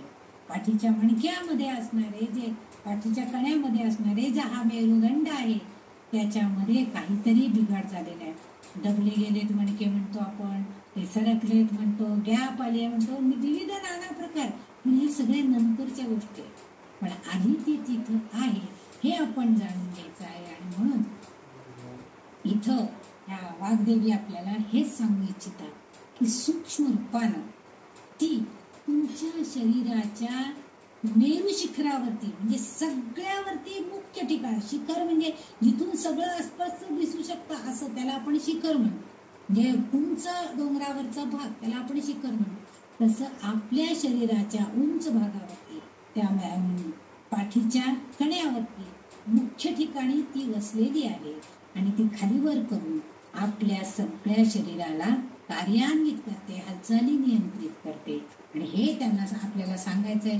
म्हणून तिला त्यांनी मानवी देहाचा पाठीचा कणा म्हणजे मेरू आणि यामध्ये ही ललिता माता राहते आहे म्हणून तिला मेरू निलया, म्हणजे आपला देह हा सुद्धा तिच्यासाठी घर आहे, राहण्याचं घर आहे, अशी कल्पना सुद्धा आयुर्वेदामध्ये सांगितलेली दिसून येते. म्हणजे हे सुद्धा आपल्याला कळलं पाहिजे. मग अशा वेळेला आपण काय करतो, आपण पाठीचे काहीतरी विचित्र पोझिशन मध्ये बसणं किंवा आपल्याकडनं त्या पाठीवरती उगीच काहीतरी ओझं घेऊन इकडे तिकडे जाणं, ही क्रिया होती. म्हणजे तिला त्रास होत नसेल का, आपल्याला हा विचार येतच नाही. किंवा उगीच खाली वाकून फार काम करणं, ओव्हर एक्झर्शन करणं, आणि मग ह्या सगळ्यातनं एकदम काहीतरी उत्पन्न होतं. मग आपण हे फार एक्झर्शन झालं, त्यांच्या हार्टवरती फार प्रेशर आलं, लगेच दवाखान्यात ऍडमिट. म्हणजे ही जी क्रिया आहे याची अगोदर ती आपल्याला नोंद देत असती. आपण म्हणतो ना, थोडंसं माझ्या पाठीत दुखत होतं, थोडंसं कमरेत दुखलं, थोडासा हा हात जड झाला होता, आपण एवढं काही लक्ष दिलं नाही, तसंच पुढे भेटला, हो कार्यक्रम होता ना आमच्याकडं, लक्ष द्यायला झालं नाही. हे सगळे नंतरची कारण आहे. पण ललिता माता आपल्याला त्या मेरू शिखरावर बसून आपल्या भक्तांना योग्य ते संदेश देतच असते, पण आपल्या सामान्य बुद्धीला ते कळत नाहीत आणि म्हणून आपण त्याच्याकडे दुर्लक्ष करतो आणि पुढे येणाऱ्या गंभीरतेच्या कडं आपण लोटलं जातो. ठीक आहे, पण ह्या सगळ्यामधून वाग्देवतेंना आपल्याला हे सांगायचंय की आपल्या अंतस्थ असणाऱ्या शरीरामध्ये आत्मा रूपानं तीच आहे, मेरुदंड रूपानं तीच आहे, कुंडलिनी चक्रामध्ये तिचंच वास्तव्य. म्हणजे बघा, ती किती ठिकाणी सूक्ष्म रूपानं आपल्यामध्ये आहे, फक्त आपण तिला जाणून घेण्याचा प्रयत्न करायचा आहे. आणि ही जाणीव आपण तिचं नामस्मरण, तिचं ध्यान धारणा याशिवाय तिला आपण जाणून घेऊ शकत नाही. आणि हे तुम्ही करा असं वाग्देवींना आपल्याला सुचवायचंय आणि आपणही तोच प्रयत्न करायचा आहे की तिला जाणून घ्यायचं आहे. ती आपल्यात आहे, तर तिची जाणीव कशा तऱ्हेनं आपल्याला होणार आहे त्याची अनुभूती आपण घ्यायला पाहिजे. कधी कधी आपण स्वतः याची अनुभूती घेत असतो, खूप दमतो आणि आपण त्या दिवशी म्हणतो की नाही नाही, आता आज माझ्याकडनं एवढं काम झालंय ना, आता माझ्याकडनं काही होणार नाही, आता मी 2 तास विश्रांती घेणार आहे. म्हणजे जणू काही आपण तिला जाणून घेतलेलं असतं आणि आपण सांगतो की नाही, आता मला 2 तास कोणी उठवू नका, मला खूप एक्झर्शन झालेलं आहे, मी आता जाऊन झोपणार आहे. ती 2 तासाची विश्रांती म्हणजे त्या ललितांबिकेला जाणून घेण्याच्या प्रक्रियेमध्ये ध्यानधारण, म्हणजे कोणती तरी शक्ती माझ्यामध्ये आहे आणि त्या शक्तीची जाणीव मला होणं, हे म्हणजे ललितांबिकेला जाणून घेणं आहे. हेच वाग्देवींना इथं अपेक्षित आहे आणि ते आपल्या सगळ्यांनाही लागू करता आपणही तो प्रयत्न केला पाहिजे. त्याच्या तऱ्हेनं तिचं हे मेरू निलया नाव झालं. आता जे पुढचं नाव आहे 776 नंबरचं, मंदार कुसुम प्रिया. तर बघा, बघाच्या नावामध्ये पाटली कुसुम प्रिया, आता मंदार कुसुम प्रिया म्हणजे, आणि याच्या आधी पण आपण पुष्कळ फुलांची नावं, ही जी काही फुलांची नावं आपण विशेष ऐकलेली सुद्धा नसतील, त्या फुलांची नावं सुद्धा आपण हिच्या संदर्भामध्ये, ललितांबिकेच्या संदर्भामध्ये अभ्यासलेली आहेत, माहिती करून घेतलेली आहे. मागच्या एका श्लोकामध्ये जपा कुसुम सांगितलं, म्हणजे तिला ते फुल आवडतं, ते झाड आवडतं, असं त्यांनी वर्णन केलेलं आहे. तसं इथं मंदार कुसुम, मंदार वृक्ष सगळ्यांना माहिती आहे, मंदार वृक्ष, आणि त्याची फुलं तिला फार आवड आहे. त्याची ही पांढऱ्या रंगाची सुवासिक अशी फुलं असतात आणि स्वर्गामध्ये असणारे जे 5 स्वर्गीय जी झाडं आहेत, जसं की पारिजात, आम्र, ही जी वृक्ष आहेत, ह्या वृक्षांमध्ये हे मंदार वृक्ष हा सुद्धा स्वर्गामध्ये आहे आणि स्वर्गीय झाडांपैकी हा एक वृक्ष आहे मंदार वृक्ष. आता तो जमिनीवरही म्हणजे पृथ्वीमध्ये पण आलेला आहे. बौद्ध धर्मामध्ये मंदाराच्या फुलांचा उल्लेख बऱ्याच वेळा आलेला आहे, कारण भिक्षूंना, बौद्ध भिक्षू जे असतात, म्हणजे जे संन्यस्त होऊन पाहत असतात, त्या भिक्षूंना जेव्हा त्याचे गुरु काही उपदेश करणार असतात, तेव्हा असं म्हटलं जातं की मंदाराची ही, म्हणजे तो उपदेश घेणारा भिक्षू आणि त्यांना उपदेश करणारे त्यांचे गुरु, हे दोनही जर तेवढ्या ताकदीचे असतील, म्हणजे तेवढ्या तळमळीनं ते भिक्षू जर आपल्याला उपदेश करून घेत असतील आणि तो गुरु जर त्यांना उपदेश करत असेल, तर त्यावेळेस म्हणे स्वर्गातून ही मांदाराच्या फुला त्यांच्यावरती वर्षाव होतो अशी एक कल्पना त्यांच्यामध्ये आहे. म्हणजे काय तर तिथं असं आहे की त्या मंदार वृक्षाच्या त्या फुलांना खूप महत्व प्राप्त झालेले. आपल्या भारतीय संस्कृतीमध्ये आपल्याला या वृक्षाची महती बऱ्याच ठिकाणी अनुभवाला येते. आपल्याला बऱ्याच जणांना त्याची माहिती सुद्धा असेल. ही औषधी उपयोग सुद्धा त्याचा आहे. पांद्या, फुलं, पानं हे सगळंच हे औषधी सुद्धा आहे. कित्येक आजारांवर याचा इलाज म्हणून त्याचा उपयोग केला जातो. विशेषतः त्वचा रोगांमध्ये किंवा श्वसनासंबंधी जर काही आजार असतील किंवा पचनाच्या तक्रारी असतील तर यासाठी सुद्धा यांच्या फुलांचा, त्याच्या पानांचा, त्याच्या फांद्यांचा काही ठिकाणी उगाळून लावा म्हणजे त्वचा रोग नाहीसे होतील. काही पानांचा रस उकळून प्या म्हणजे पचनक्रिया सुधारेल. अशा तऱ्हेचे इलाज या वृक्षाचे केले जातात. आता इथं बौद्ध भिक्षूंवरती ह्या फुलांचा वर्षाव होतो ह्या कल्पनेमागं असं रहस्य आहे की त्या फुलांच्या वर्षावामुळं जे जे गुणधर्म त्या फुलांमध्ये त्या वृक्षामध्ये आहेत ते सगळे गुणधर्म या भिक्षूंमध्ये येतात.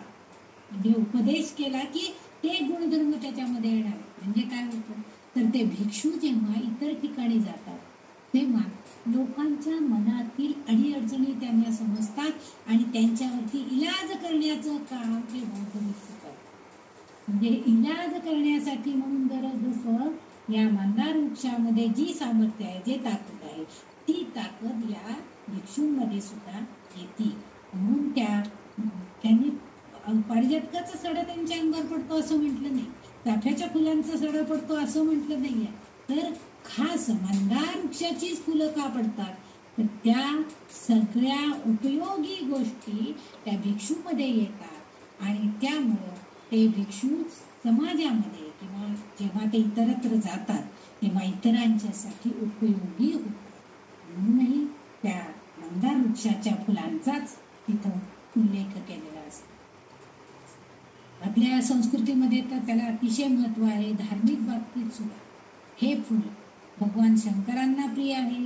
भगवान गणेशांना सुद्धा हे अर्पण केलं जातं. सहसा संकष्टी म्हणजे आपली गणेश चतुर्थी वगैरे असते त्यावेळेच्या मंदार वृक्षाच्या फुलांची किंवा गणेशाची जेव्हा जन्मोत्सव केला जातो तर त्यावेळेस सुद्धा हे मंदार वृक्षाच्या फुलांची माळ त्याला घातली जाते. रुईचा वृक्ष आणि मंदार वृक्ष हे दोन्ही वेगळे आहे. रुईला लालसर गुलाबी फुलं असतात, मंदार वृक्षाला मात्र पांढरट फुलं असतात. त्याचा रंग पांढरा असतो आणि अतिशय सुवास असतो. रुईच्या फुलांना वास नसतो पण ती फुलं आपण मारुतीला घालतो. त्या फुलांची माळ किंवा त्या पानांची माळ.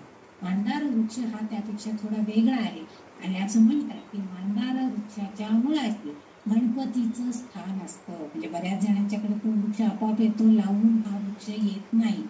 भाग्यानंच एखाद्या ठिकाणी त्या वृक्षाची म्हणजे आपोआप निर्मिती झालेली दिसते आणि तिथं भगवंताची म्हणजे गणपतीच्या बरोबरच श्री विष्णू सुद्धा त्याच्या सान्निध्यात असतात असं सांगितलं जातं. आणि याची माळ आपण त्याला घालतो. आणि मारुती हा रुद्र स्वरूपामध्ये आहे म्हणून रुद्र स्वरूप मारुती जेव्हा शनिवारी मारुतीला आपण मंदार वृक्षाचं जर म्हणजे फुलांची जर माळ घातली तर तेव्हा तो रुद्र स्वरूपामध्ये आहे म्हणून मंदार. म्हणून तुम्ही म्हणाल की नाही आमच्याकडे पांढऱ्या फुलांची पण माळ घालतात मारुतीला. का घालतात तर शंकराला ते प्रिय आहे आणि मारुती हा रुद्र स्वरूप त्यावेळेस असतो म्हणून त्याला मंदार फुलाची माळ घालतात. आता इतर वेळेस रुईच्या फुलांची माळ म्हणजे ती मिळाली तर जास्त चांगलं. रुद्र स्वरूप मारुती जो आहे तो जास्त आपल्याला प्रेरणादायी असतो आणि चांगलं आपलं भक्ताचं कल्याण करण्यासाठी तो प्रवृत्त असतो. म्हणून त्याला पांढऱ्या मंदार फुलांची माळ त्याला अर्पण केली जाते. आणि हे फुल ललितांबिकेला आवडणारं फुल आहे. याच्या सहाय्यानं आपण तिचं जर भजन पूजन अर्चन करावं. नवरात्रामध्ये सुद्धा जेव्हा देवीची पूजा करतात त्यावेळेस प्रत्येक दिवशी कोणतं फुल व्हावं याच्यावरती सुद्धा काही म्हणजे उल्लेख केले गेलेले आहेत की पहिल्या दिवशी ह्या फुलांनी देवीची पूजा करावी, दुसऱ्या दिवशी हे फुल देवीला व्हावं, तिसऱ्या दिवशी शक्यतो आपण एवढं तरी लक्षात ठेवतो की सुवासिक फुलांनी या देवीची पूजन अर्चन करावं एवढं तरी आपण बघतो. म्हणजे कसं होतं काही फुलं दिसायला खूप सुंदर असतात पण त्यांना काहीही वास नसतो. आपण जर म्हणजे कर्नाटकात बेंगलोर साईडकडे मैसूर साईडकडे जर गेलो किंवा तेलुगू लोकांच्या मध्ये सुद्धा, तर ते सुवासिक फुलाशिवाय दुसरी फुलं देवाला वाहतच नाही. म्हणजे आपल्याकडे जसं महाराष्ट्रात झेंडूची फुलं सर्रास देवाला सगळ्या घालून टाकतात, काही त्या झेंडूला वास नाही. झेंडूचं फुल हे ते लोक घालत नाही. शक्यतो त्यांच्याकडे चाफा, शेवंती, गुलाब यासारखी फुलं देवावरती वाहिलेली तुम्हाला बघायला मिळतील.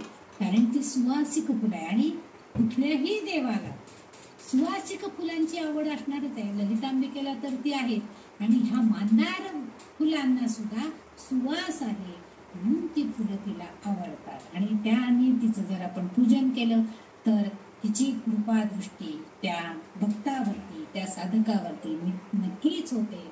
आणि इथं या वाग्देवतांना हेच आपल्याला सांगायचंय की तिला मंदार वृक्ष प्रिय आहे. म्हणजे मंदार कुसुम, मंदाराची फुलं तिला प्रिय आहेत.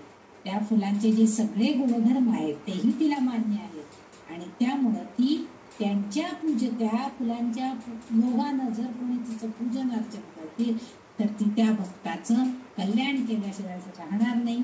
त्याचं हित कशात आहे हेही तिला समजताना ते हितकारक गोष्टी त्या भक्तासाठी ती करते. वाग्देवी इथं आपल्याला तेच सांगू इच्छित आहे की म्हणूनच तुम्ही सुद्धा म्हणजे आपण भक्त आहे, तुम्ही म्हणजे तुम्ही असं नव्हे, आपण भक्त लोकांनी तिचे पूजन अर्चन करताना या मांदार वृक्षाची फुलं जर आपल्याला मिळाली तर अवश्य त्या देवीला अर्पण करावी. नवरात्रामध्ये एक दिवस त्या मांदारच्या वृक्षाचा फुलांचे वहा असा उल्लेख आहे. ती फुलांचं जे कोणती फुलं कोणत्या दिवशी त्याच्यामध्ये एकदा मांदार वृक्ष कोणत्या माळेला मांदाराची फुलं व्हायची त्याचे उल्लेख आलेले आहेत नवरात्राच्या माहितीला. तर अशा तऱ्हेने इथं आपण हा तिचा 148 नंबरचा श्लोक संपलेला आहे.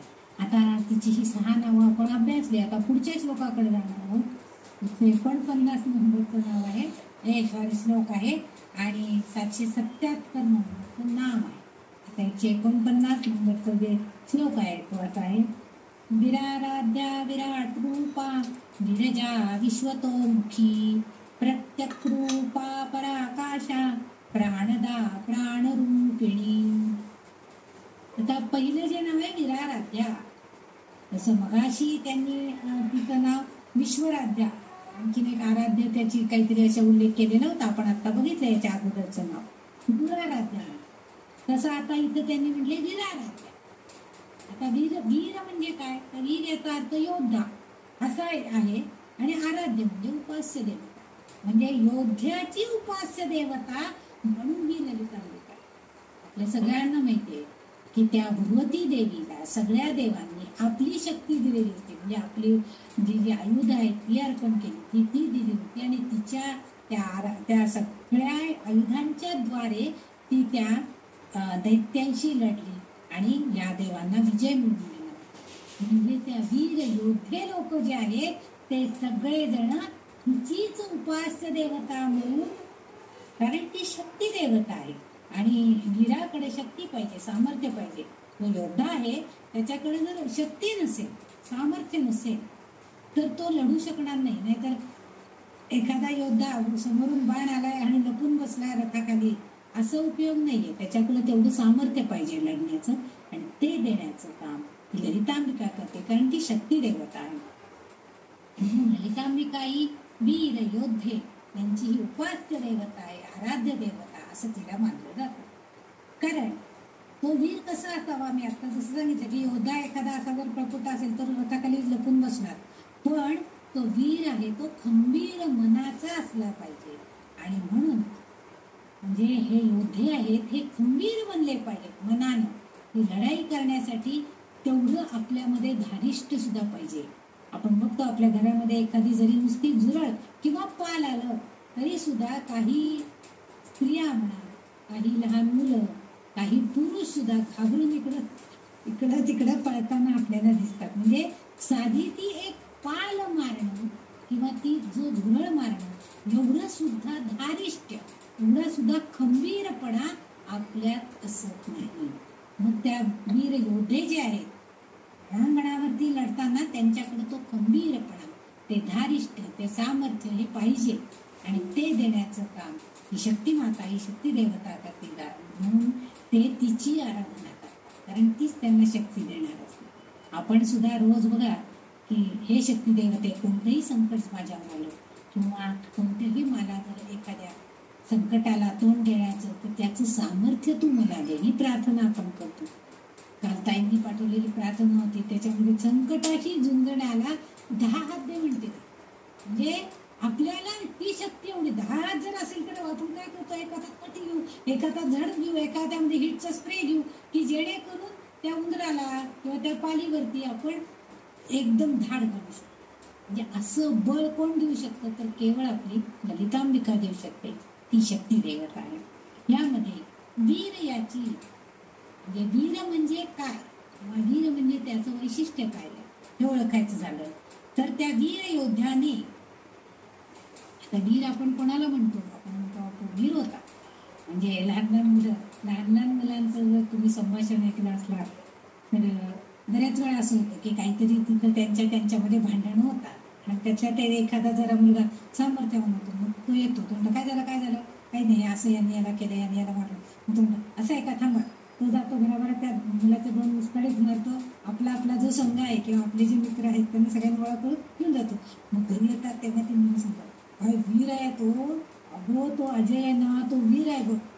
म्हणजे आमच्या मुलांनी तरी लहानपणी या अशा गोष्टी आम्हाला सांगितलेल्या आहेत की अगो तो अजय आहे ना, तो फार वीर आहे, तो पटकन आला त्याने 2 थोबडीत मारले.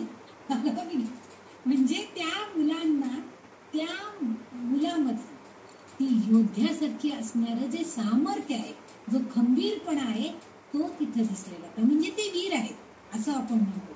आणि म्हणून आता ही वीरता आहे. मोठं झाल्यावर तोच मुलगा जेव्हा रणांगणावरती किंवा आर्मीमध्ये सामील होईल त्यावेळेस तीच खंबीरता त्याला उपयोगी पडणार आहे. नाही तर समोर शत्रू पक्षातलं कोणतरी येऊन उभं राहिलंय आणि ह्याचा हातपाय जर थरथरायला लागले तर त्याचा काहीच उपयोग नाही.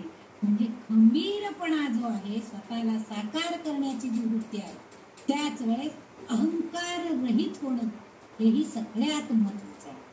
म्हणजे स्वतःला साकार करायचे म्हणजे काय, तर स्वतःमध्ये ते गुण वाढीस लावायचे.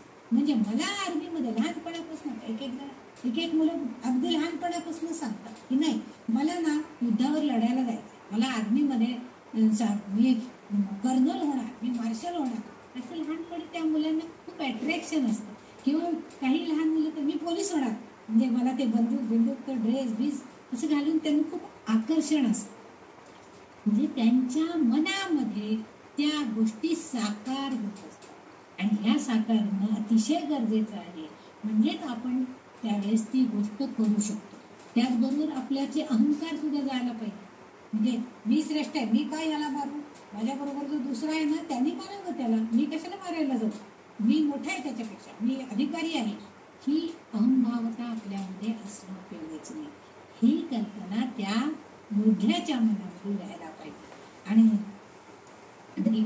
विरोध करणारा शूर म्हणूनही ओळखलं जातं. म्हणजे देवतांना, म्हणजे शूरानं, त्या वीरानं हेही कळलं पाहिजे की कुणाशी विरोध करायचा. आता आपण कालच पेपरला वाचलं की ते 7-8 जण आले आणि तुम्ही कोणत्या धर्माचे आहे, हिंदू धर्माचे, चला बरं गोळ्या मारा, करून टाक. म्हणजे त्याला काहीच अर्थ नाही. पण त्याच वेळेला आपल्याकडं असणारे जे इतर लोक होते त्यांच्यामध्ये एकही असा त्यांना की ज्यांच्याकडं काही साधन नव्हतं, त्यामुळे त्यांच्याशी लढा देणं, त्यांना विरोध करणं त्यांना शक्य झालं नाही. बायका मुलं घेऊन आपण सहलीसाठी आलेलो आहोत, आनंद उपभोगण्यासाठी आलेलो आहोत. आणि अशा वेळेला असं अकस्मात एखादी आपल्यावरती जर आपत्ती आली तर आपण गांभीर्य जातो. पण तेच जेव्हा बॉम्बस्फोट वगैरे झाले तर त्यावेळेस अनुभव आपण बरेचसे नंतर वाचले की यांनी इतक्या जणांचे प्राण वाचवले, त्यांनी त्या सगळ्यांना नेऊन त्या कोठी घरामध्ये लपवून ठेवले, त्यांचे प्राण वाचले, नाही तर ते सगळ्यांना बाहेर काढून बॉम्बस्फोट घडवून आणणार होते. म्हणजे ह्या ज्या गोष्टी आहेत, हा खंबीरपणा, हे सामर्थ्य, हे बुद्धी चालवण्याची गोष्ट, ही सगळी त्या वीरामध्ये यायला पाहिजे. आणि हीच ही ललितांबिका त्यांना प्रदान करते. म्हणजे विरोध करण्याचं सुद्धा सामर्थ्य आपल्यामध्ये पाहिजे. नाहीतर एक गालावर मारले तर दुसराही गाल पुढे करायचा, हा मारी आपण गालावर, अशी वृत्ती नकोय आपल्याला. आपण तू का म्हटलं, तू का रे म्हटलं, तू अरे म्हटलं तर मी का रे म्हणायला पाहिजे. आपली जर काही चूक नाहीये तर आपण कुणालाही हार जायचं नाही. ही वीरवृत्ती किंवा हे जे आपण विरोध करणं आहे हे आपण शिकलं पाहिजे. ही वीरता, ही खंबीरता आपल्यामध्ये यायला पाहिजे. आणि म्हणून इथं हे वीरपणा हे फक्त योद्ध्यासाठी आहे असं नाही. आपण सुद्धा समाजामध्ये वावरत असताना बऱ्याच वेळा असं होतं की आपण जात असतो तिथे एखादी गोष्ट अनैतिक घडत असते किंवा अत्याचार कोणावर तरी होत असतात, पण आपण कशाला काही नको, कोणाच्या भानगडीत पडायला नको, चला चला आपली गाडी घेऊन पुढे चला पुढे पळा. म्हणजे ही आपल्यात वृत्ती आहे. त्यात आहे म्हणजे आपली सत्सद विवेक बुद्धी जागृत असेल तर आपण खंबीरपणाने काय रे बाबा तू त्यांना का मारतोयस, काय झालंय तुमच्यामध्ये, कोणाची चूक आहे खरी हे समजून घेऊन. नाही तर 2 गाड्या टक्करलेल्या असतात आणि आपल्याला त्यांच्या दोघांचे मारामारी चालू असतात, खरी कुणी टक्कर दिली आहे हे आपल्याला माहित नसतं आणि आपण उगीच आपण घेतो काय झालं आणि आपण हे 2 बुक्क्या मारून येत होती. म्हणजे ही वृत्ती आपल्याकडे नसावी. उलट खरी कोणाची चूक आहे ते समजून घेऊन दोघांनाही समजुतीनं सांगणं, दोघांचंही नुकसान झालेलं आहे त्याची जाणीव करून देणं, हा विरोध करण्याचं हे सगळं बुद्धिमत्तेचं हे सगळंही नितांबिका आपल्याला म्हणजे समाजामध्ये आपण सुद्धा एक योद्ध्यासारखं कार्य करतो. आपण आपल्या सोसायटीमध्ये सुद्धा बघतो की सोसायटीमध्ये सगळेजण व्यवस्थित चाललेलं असतं, पण एखादा इतका मतद्रष्ट असतो की रोज आपल्या घरातला कचरा काढायचा आणि दुसऱ्याच्या दारात टाकायचा. मग दुसऱ्या दिवशी आपण दार उघडलं की आपल्या दारासमोर कचरा. 1 दिवस 2 दिवस 4 दिवस आपण रोजच तो कचरा भरतो आणि कचरा पेटीमध्ये टाकून देतो. पण शेवटी सहनशक्ती आहे. किती दिवस जुलूम सहन करायचा. म्हणजे नेहमी म्हटलं जातं की जेवढा जुलूम करणारा किंवा अत्याचार करणारा जेवढा दोषी आहे तेवढा तो करून घेणारा सुद्धा तेवढाच दोषी आहे. म्हणजे आपण विरोधाला विरोध करू नका, पण जर खरंच ते अयोग्य असेल त्यासाठी जर गैर असेल तर आपण नेहमी विरोध हा केलाच पाहिजे. नुसतं आपण हा ना हा म्हणायचं, होला हो म्हणायचं हे उपयोगी नाही. योग्य अयोग्य काय आहे याचं तारतम्य आपल्याकडे असलं पाहिजे. म्हणजे समाजामध्ये वावरताना आपण सुद्धा धीर म्हणूनच असतो. त्यावेळेस ही वीराराध्य आपण जर तिची पूजा अर्चा केलेली असेल तर ती आपल्यातली सत्सद विवेक बुद्धी कार्यान्वित करते आणि मग ती आपल्याला प्रवृत्त करते कार्य करण्यासाठी. मग आपण धडाडीनं पुढे जातो. हो त्या पटकन पुढे आल्या आणि भराभरा त्यांनी ती सगळी आग बी विझवली बरं का, हे आपल्याकडनं होतं. का तर आपल्यामध्ये ही प्रवृत्त करती धडाडी देते. आता परवा आपल्याला आता सध्या त्यांच्याकडे मध्ये ते चिमणी पडल्याचा प्रसंग झाला, पण आपली सत्सद विवेक बुद्धी त्यावेळेस पटकन त्या लहान बाळाला घेऊन बाजूला होणं आणि गॅस बंद करणं ह्या 2 क्रिया आपण चटकन करू शकतो. म्हणजे ही खंबीरता आपल्याकडे पाहिजे. नाहीतर ते पडले तर इकडं पेटले, गॅस चालू आहे, ते बाळ तिथं रडते आणि आपण थरथर कापत उभं राहतो, याला काही अर्थ नाही. आपल्याकडे ही खंबीरता हवी. म्हणजे प्रत्येक स्त्री आणि प्रत्येक पुरुष याच्यामध्ये. आता इथे योद्धा म्हटले, आपण काही युद्ध करायला लगेच युद्धभूमीवर जाणार आहोत, रणभूमीवर जाणार आहोत, आर्मीमध्ये दाखल व्हायला पाहिजे असं काहीही नाहीये. पण आपण योग्य विचार केला पाहिजे. म्हणजे आपण धाडसी बनलं पाहिजे, वीर बनलं पाहिजे असा अर्थ इथं अभिप्रेत असतो. म्हणजे भक्त जर स्वतःकडील धाडसानं कशाचीही भीती न बाळगता अहंकार म्हणजे मी केलं मी अमुक केलं हा अहंकार पण आपल्याला नसतो. मला जे त्यावेळेस सुचलं रुचलं माझ्या हातनं जे करणं झालं ते मी केलं आणि बाजूला झालं, बस एवढंच आपलं त्यावेळेस मनात असतो. मी करते म्हणजे मी वेगळं काहीतरी करते असाही अर्थ तिथं अभिप्रेत नाही. म्हणजे अहंकार रहित आपला आराध्याची पण आपण आराधना केली म्हणजेच आपण त्यावेळेस अहंकार विरहित आपण कृती करू शकतो. नाहीतर मी करते फोटो काढा मी काम करते, म्हणजे आजकाल कुठेही काही झालं तरी लगेच आपलं कृती करताना लगेच फोटो आणि मग तो लगेच पेपरमध्ये यायला. पण त्याच्या पाठीमागं कार्य करणारे पुष्कळ असतात, ते आपल्याला दिसत नाही. म्हणून इथं तिचं नाव जे वीराराध्या दिलेलं आहे तर ही आराध्य देवता जर आपण उपास्य देवता आपण जर तिचं पूजन अर्चन केलं, तिचं नाम घेतलं, तिचं ध्यान घेतलं, मनामध्ये ध्यास घेतला तिचा, तर ती आपल्यावरती कृपा करेल आणि ती समाजात आपण वावरताना ती आपल्यावरती नक्कीच कृपा करेल आणि आपल्याला त्या संकटातून वाचण्यासाठी सामर्थ्य बळ अंगी देईल हे निश्चित आहे. म्हणून तिचं इथं वाग्देवता वीराराध्या असं नाव इथं उद्धृत करताना आपल्याला दिसतंय. म्हणजे ती वीर प्रवृत्ती त्या भक्तामध्ये, म्हणजे मी भक्ती करतोय मग ती कुठून तरी येईल ललितांबिका आणि करेल माझ्या गोष्टी, म्हणजे या संकटाचं रक्षण, असं नाहीये. आपल्याकडनं आपण सुद्धा काहीतरी कृती करायला पाहिजे. आणि ते कृती करण्याची कृपा आपल्यावरती ही जगदंबिका करते, ही भगवती देवी करते. म्हणून तिचं इथं नाव वीराराध्या, वीरांची आराध्य देवता, म्हणजे आपल्याला खंबीरपणा देणारी, अहंकाररहित कार्य करण्यासाठी प्रवृत्त करणारी, कशाचीही भीती बाळगायची नाही, धाडसाने आपण ही गोष्ट करायची, या सगळ्या चांगले गुण ती आपल्याला प्रदान करते आणि आपण त्यानुसार कृती करतो. आणि म्हणून तिचं नाव इकडे वीराराध्या असं वाग्देवींनी उद्धृत केलेलं आहे. वाग्देवींनी सगळी नावं तिची जेव्हा इथं 1000 नावामध्ये दिली आहेत, त्या प्रत्येकाला किती वेगवेगळे अर्थ त्यांनी दिले. तिचे प्रत्येक नावामध्ये तिचा प्रत्येक पैलू वेगळा त्यांनी दाखवण्याचा प्रयत्न केलेला आणि ते सगळे गुण आपल्यामध्ये येण्यासाठीची आराधना हे सगळ्यात महत्वाचं आहे. पुढचं जे नाव आहे 778 नंबरचं 778 विराट रूपा. आपल्याला विराट रूप म्हटलं की भगवंताचं विराट विश्वरूप दर्शन, गीतेचा अध्याय आठवतो 11, विश्वरूप दर्शन, विराट रूप दर्शन हे आपल्याला आठवतं. म्हणजे भगवंताने जे विराट रूप त्याचं दाखवलं तसं, म्हणजे विशाल मोठं असं जे रूप आपल्याला बघायला मिळालं ते रूप म्हणजे त्याचं स्वरूप, विराट रूप, विश्वरूप. हे सगळं जे आहे म्हणजे जागृत अवस्थेमध्ये, अर्जुन त्यावेळेस जागृत अवस्थेमध्ये होता, त्यावेळेस भगवंतानं त्याला हे विराट रूप दर्शन दिलेलं. पण अर्जुनाची काय अवस्था झाली होती जेव्हा त्याला हे विराट दर्शन झालं भगवंताचं, तेव्हा तो म्हणाला, भगवंता नको रे बाबा, तुझे हातपायाचा पसारा आवर, इतके सहस्र बाहू, सहस्र नेत्र, सहस्र शीर्ष हे सगळं जे आहे त्यावर आता नको मला, हे भगवत नाही, हे भयंकर रूप आहे. त्याच्याऐवजी तुझं जे चतुर्भुज रूप आहे किंवा सुंदर मुखकमल तुझं जे आहे, अनेक आयुध हातात घेतलेलं, हे मुखकमल मला जास्त प्रिय आहे. त्यामुळे तुझं हे भयंकर रूप मला नको, तू तुझं ते रूप दाखवू नकोस मला, मला भीती वाटते त्याची, असं अर्जुनाने.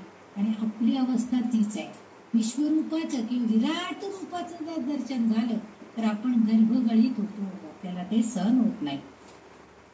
म्हणून जागृत अवस्थेमध्ये म्हणजे वैयक्तिकपणे स्थूल शरीराची, आता इथं त्याचा संबंध त्या वाग्देवींना काय अपेक्षित आहे तर स्थूल स्वरूप, स्थूल शरीराची, आपलं जे शरीर आहे स्थूल स्वरूपामध्ये आहे आणि त्याच्यामध्ये सूक्ष्म रूपानं ललितांबिका आहे.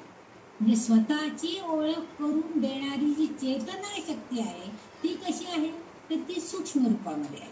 आणि देह कसा आहे त्या मनाने खूप मोठा आहे.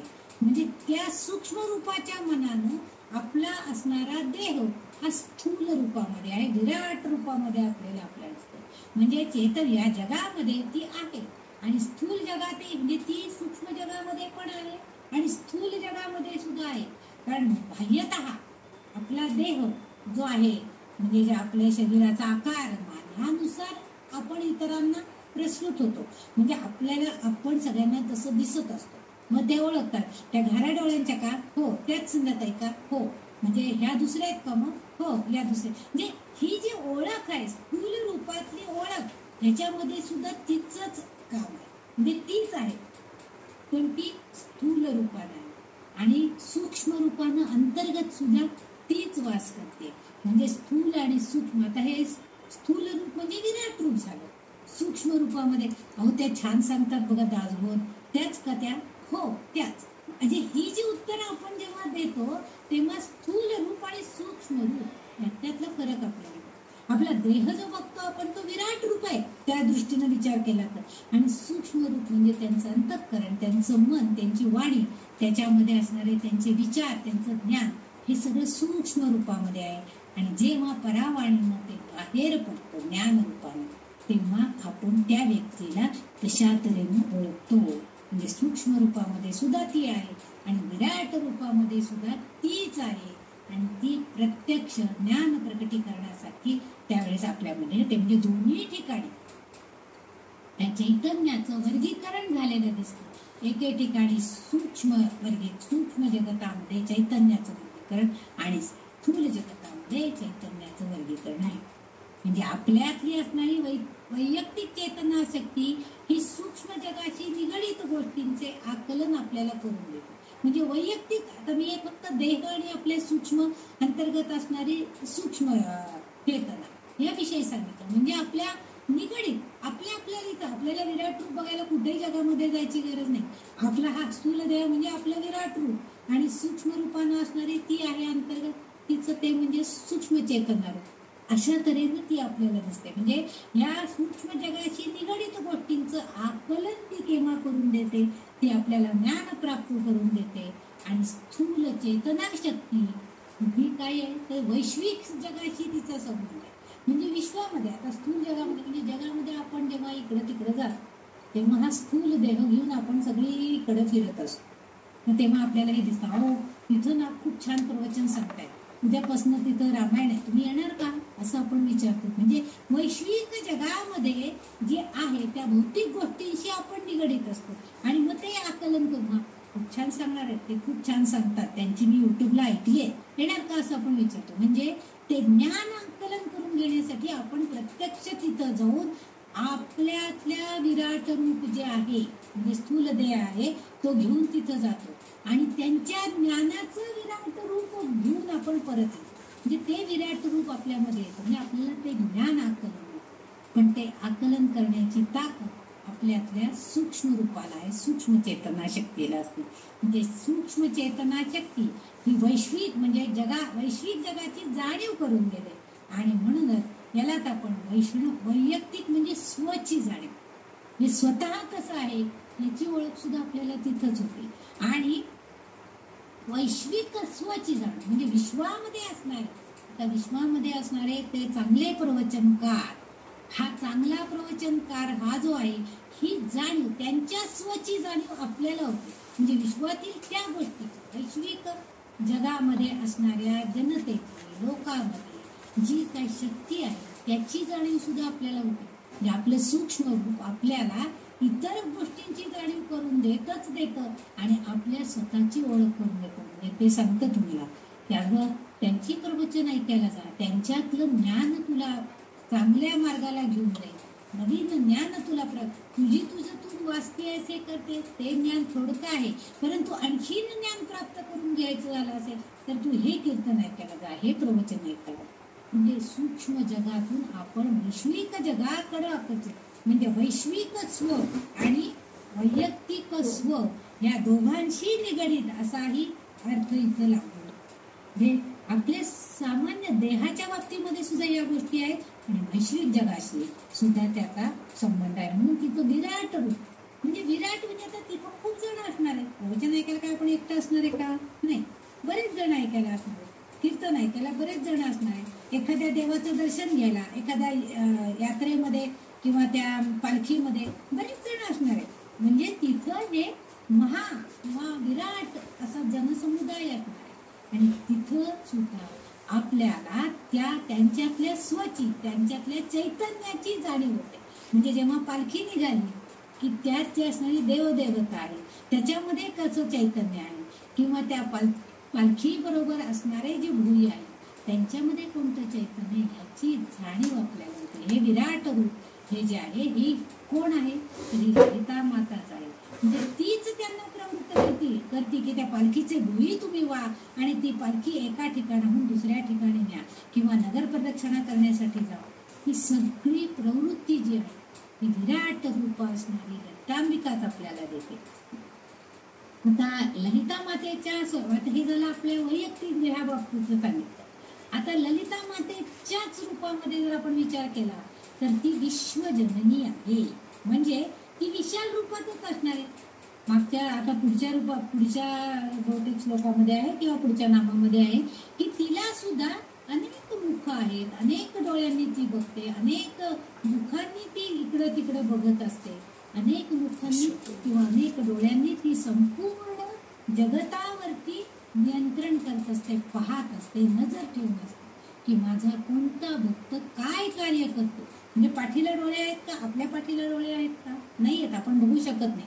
परंतु तिच्या दृष्टीनं तिला असंख्य मुख आहेत आणि त्या मुखाद्वारे ती संपूर्ण विश्वावरती नियंत्रण.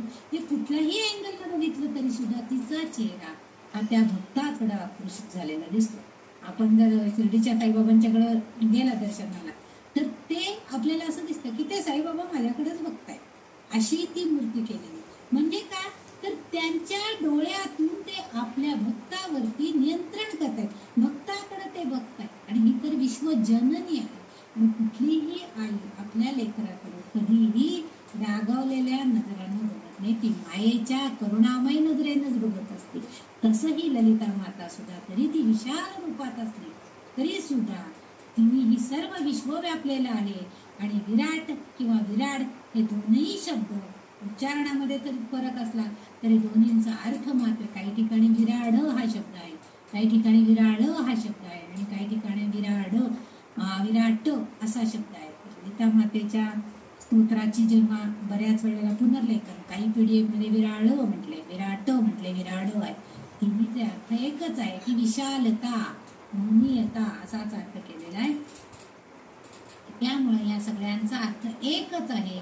आणि सूक्ष्म जग आपोआपच आपल्याला अंतर्भूत असलेलं दिसतं आणि त्या सूक्ष्म जगातून ती ललितांबिका आपल्या महाकाय असणाऱ्या रूपानं सगळं विश्वाला सुद्धा बघत असते. सूक्ष्म देहानं ती आपल्याला बघते, आपल्या भक्ताला बघते आणि विराट रूप घेऊन सुद्धा ती विश्वाला सुद्धा बघतच असते. म्हणजे मोठं वगैरे हा त्याच्यामध्ये आहे. पंचीकरण ग्रंथामध्ये शंकराचार्यांनी असं म्हटलंय की एक अद्वैत तत्वज्ञान सांगण्याचा विचार केला आणि विश्वात 5 मूलभूत घटकांचा परिणाम, या परिणामांचा समूह म्हणजे हे तिचं विराट रूप, विराड रूप किंवा विराळ रूप असं त्यांनी म्हटलंय. म्हणजे या 5ही घटक जे आहेत, पुढे त्यांचा उल्लेख येणार आहे, म्हणून 5ही जे घटक आपण पृथ्वी, आप, तेज, वायू, आकाश या सगळ्यांनी मिळून जे आहे त्या सगळ्यांचा विचार अंगभूत विश्वामध्ये हे सगळे घटक आहेत आणि या घटकांनी युक्त अशी ही ललितांबिका आहे. आणि त्यामुळं त्या सगळ्यांचा एकत्रित परिणाम ह्या समूहावरती होत असतो आणि हेच तिचं विराट रूप आहे हे मात्र नक्की आहे. म्हणजे त्या घटकांनी युक्त हे सगळ्या घटकांचा परिणाम तिच्यावरती होतो. कारण पृथ्वी तत्व आहे, जलतत्व आहे, हे सगळं आपण अनुभवत असतो, माहीत असतं आपल्याला. आणि या सगळ्याचा परिणाम तिच्या विराट रूपावर सुद्धा होतो. म्हणून ती विराट रूप आहे, विश्वरूप आहे असं तिचा उल्लेख इथं या वाग्देवता करताना दिसतात. म्हणजे तिच्या अंगभूत हे 5 घटक आहेत आणि ती स्थूल आणि सूक्ष्म रूपाने सगळीकडे बघत असते. हेच वाग्देवींना इथं आपल्याला सांगण्याचा प्रयत्न केलेला आहे. पुढचं जे रूप आहे ते म्हणजे विरजा. आता इथं विरजा, वी म्हणजे रहित असणं, म्हणजे हे नसणं किंवा ते नसणं, त्याला आपण रहित म्हणतो किंवा वी म्हणतो. म्हणजे वी या शब्दाचा मूळ अर्थ, वी या शब्दाला किंवा या आपल्या मुळाक्षरातल्या ह्या रूपाला न असा अर्थ आहे. नसणं, हे नाहीये, ते नाहीये किंवा ह्याच्या रहित, ह्याच्या विरहित असा जो अर्थ आहे तो त्या वी शब्दामध्ये आहे. आणि दुसरा जो रज हा जो शब्द त्याला जोडलेला आहे, विरजा, तर राजस किंवा रजस म्हणजे अपवित्रता. आता त्याला तुम्ही म्हणाल अपवित्रता नसणं असा अर्थ आहे का? मग अगदी बरोबर आहे. म्हणजे आपण म्हणतो ना की 2 नकार म्हणजे 1 होकार असं आपल्याकडे सहसा म्हटलं जातं. किंवा 2दा नाही म्हटलं तर हा म्हणजे हो म्हटला का तुम्ही. लहान मुलं आपल्या आईबाबांकडनं काहीतरी मागायचं असलं तर त्या आईबाबा म्हणतात नाही काय तुम्ही 2दा नाही म्हटलं म्हणजे बाबा तुम्ही होय म्हणतात, बाबा तुम्ही, असं लहान मुलं आपल्या आई वडिलांशी बोलत असतात. तसं इथं ही विरजा रूप जे आहे ललितांबिकेचं त्याच्यामध्ये हा रजस हा जो गुण आहे, रजस म्हणजे अपवित्रता असा गुण आहे.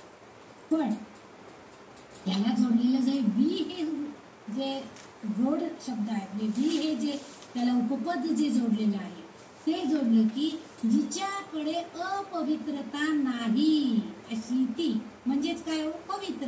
म्हणजे ती पवित्र आहे असं न सांगता नकारात्मक होकार असं जे आपल्याकडं काही वेळेला म्हणजे आपण म्हणतो ना, लेकी बोलाय सुनेला, म्हणजे बोलायचं असतं सुनेला पण आपण लेकीला सांगतो, म्हणजे की तिला कळतं लेकीला की आपल्याला काही म्हणली नाही आहे, ही सुनेसाठी बोलली आहे बरं का.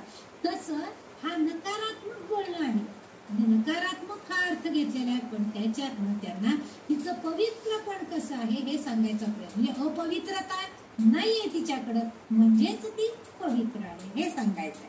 म्हणजे म्हणून या वाग्देवी तिचा उल्लेख असं करतात, म्हणजे महानारायण उपनिषदामध्ये असा उल्लेख केलेला आहे की अहम विराजा विपापमा असा उल्लेख आहे. आता अहम विरजा विपापमा म्हणजे काय, तर मी पाप आणि विपापमा, विपापमा म्हणजे काम वासना विरहित आहे, म्हणजे कोणत्याही पाप वासनेपासून मी दूर आहे, म्हणजे कोणत्याही वाईट विषय वासनांपासून मी दूर आहे, काम वासनेपासून मी दूर आहे, आसक्तीपासून मी दूर आहे हे सांगायचं. उपनिषदामध्ये हिचा उल्लेख करत असताना विराजा म्हणजे ती पाप नाहीच आहे, अपवित्र नाहीच आहे, त्याशिवाय ती कोणत्याही वासनेपासून रहित आहे, वासनेपासून मुक्त आहे असा त्याचा अर्थ इथं दिसतोय. म्हणजे आपल्याला दोन नकारात्मक एक उकार म्हणतो, तसं इथं नकारात्मक दृष्टिकोनातनं तिचे गुण सांगण्याचा प्रयत्न केलेला आहे. ती पापरहित आहे, म्हणजे ती पापरहित आहे म्हणजे ती निष्पाप आहे, निष्कलंक आहे, निस्वार्थ आहे, हेच गुण तिचे आपल्याला तिथं दिसणार आहेत. खरं तर प्रत्येक भक्त आपल्या स्थूल शरीरामध्ये श्वासोच्छ्वास करत असतो बघा. श्वासोच्छ्वास करत असताना एक श्वास घेतला की लगेच दुसरा घेऊ शकतो का आपण? नाही. तो श्वास जेव्हा उच्छ्वास म्हणजे आपण बाहेर टाकतो मग पुन्हा दुसरा श्वास घेतो, म्हणजे श्वास आणि उच्छ्वास आपल्या शरीरामध्ये श्वासोच्छ्वास करून आपण काय करतो तर शुद्ध हवा मिळवण्याचा प्रयत्न करतो, म्हणजे शुद्धता मिळवण्याचा, शुद्ध प्राणवायू मिळवण्याचा, जेणेकरून आपल्या शरीराचं चलनवलन कार्य व्यवस्थित राहावं. हे आपण आपल्या वैयक्तिक बाबतीमध्ये आपण करत असतो. म्हणजे आपल्याला जर शुद्ध व्हायचं असेल, म्हणजे पाप विरहित व्हायचं असेल, आपल्याला निरोगी व्हायचं असेल, म्हणून आपण म्हणतो प्राणायाम करा. म्हणजे काय हो तर शुद्ध हवा शरीरामध्ये घ्या आणि अपान वायू किंवा इतर वायूंनी ते सगळं सोडून टाका. म्हणजे वाईट जे आहे आपल्या शरीरामध्ये जे वायू भरलेले आहेत ते सगळे वायू तुम्ही बाहेर काढून टाका. हे आपण प्राणायाम किंवा ते आणखीन काहीतरी त्याला म्हणतो आठवत नाहीये, तर ती जी उच्छ्वासाद्वारे ते काढून टाकायचं बाहेर, म्हणजे वाईट वायू जे आहेत ते सगळे शरीरातनं त्या विषवायूंना आपण बाहेर काढून टाकायचं. ही क्रिया हे जसं आपण नॅचरली करत असतो, ते आपल्याला श्वासोच्छ्वास हे आपण नॅचरल करतो. आपण श्वास घेतलाय, श्वास सोडलाय, श्वास घेतलाय, श्वास सोडलाय, हे फक्त आपण प्राणायाम करताना आपल्याला करतो. पण इतर वेळेस कितीही वेळा घेत असतो, कितीही वेळा सोडत असतो, आपल्याला कळतं का नाही. पण त्या योगानं आपलं शरीर शुद्धीकरण होत असतं. आणि तसंच ही ललितांबिका जी आहे ती हे सगळं आपल्यासाठी करते, शुद्धता येण्यासाठी करते आहे. आणि कारण ती स्वतःही ती जर अंतर्मनामध्ये आहे, आपल्या हृदयस्थ आहे, आपण मार्गाच्या नामामध्ये बघितलं की मेरुदंडामध्ये आहे, मग तिला तिथं अशुद्ध राहून चालणार आहे का? मेरुदंडामध्ये ती आहे आणि अशुद्ध रक्त जर तिथं जास्त साठलं तर मग ब्लॉकेजेस निर्माण होणार, काहीतरी निर्माण होणार, हृदयामध्ये आहे ब्लॉकेजेस निर्माण होणार. हे सगळं होऊ नये म्हणून ती काय करते तर शुद्धपणा येण्यासाठी शरीराला व्यवस्थितपणे श्वासोच्छ्वास आपल्याकडनं करून घेते. म्हणजे तीच जाऊन आपल्याला मदत करत असते. ह्या विराजा ह्या जो शब्द आहे विराजा, याचा आणखीन एक अर्थ असा आहे, म्हणजे ह्याचा अर्थ जर आपल्याला बघायचा झाला तर आणखीन एका दृष्टिकोनातून बघता येतो की संन्यास जेव्हा लोक घेतात तर त्यापूर्वी विरजा होम करतात, विराज होम असं करतात. आता विराज होम नावाचा एक अग्निविधी म्हणजे यज्ञ करून घेतात त्याच्याकडनं, त्या व्यक्तीकडनं तो होम तो यज्ञ अग्निविधीत करून घेतात.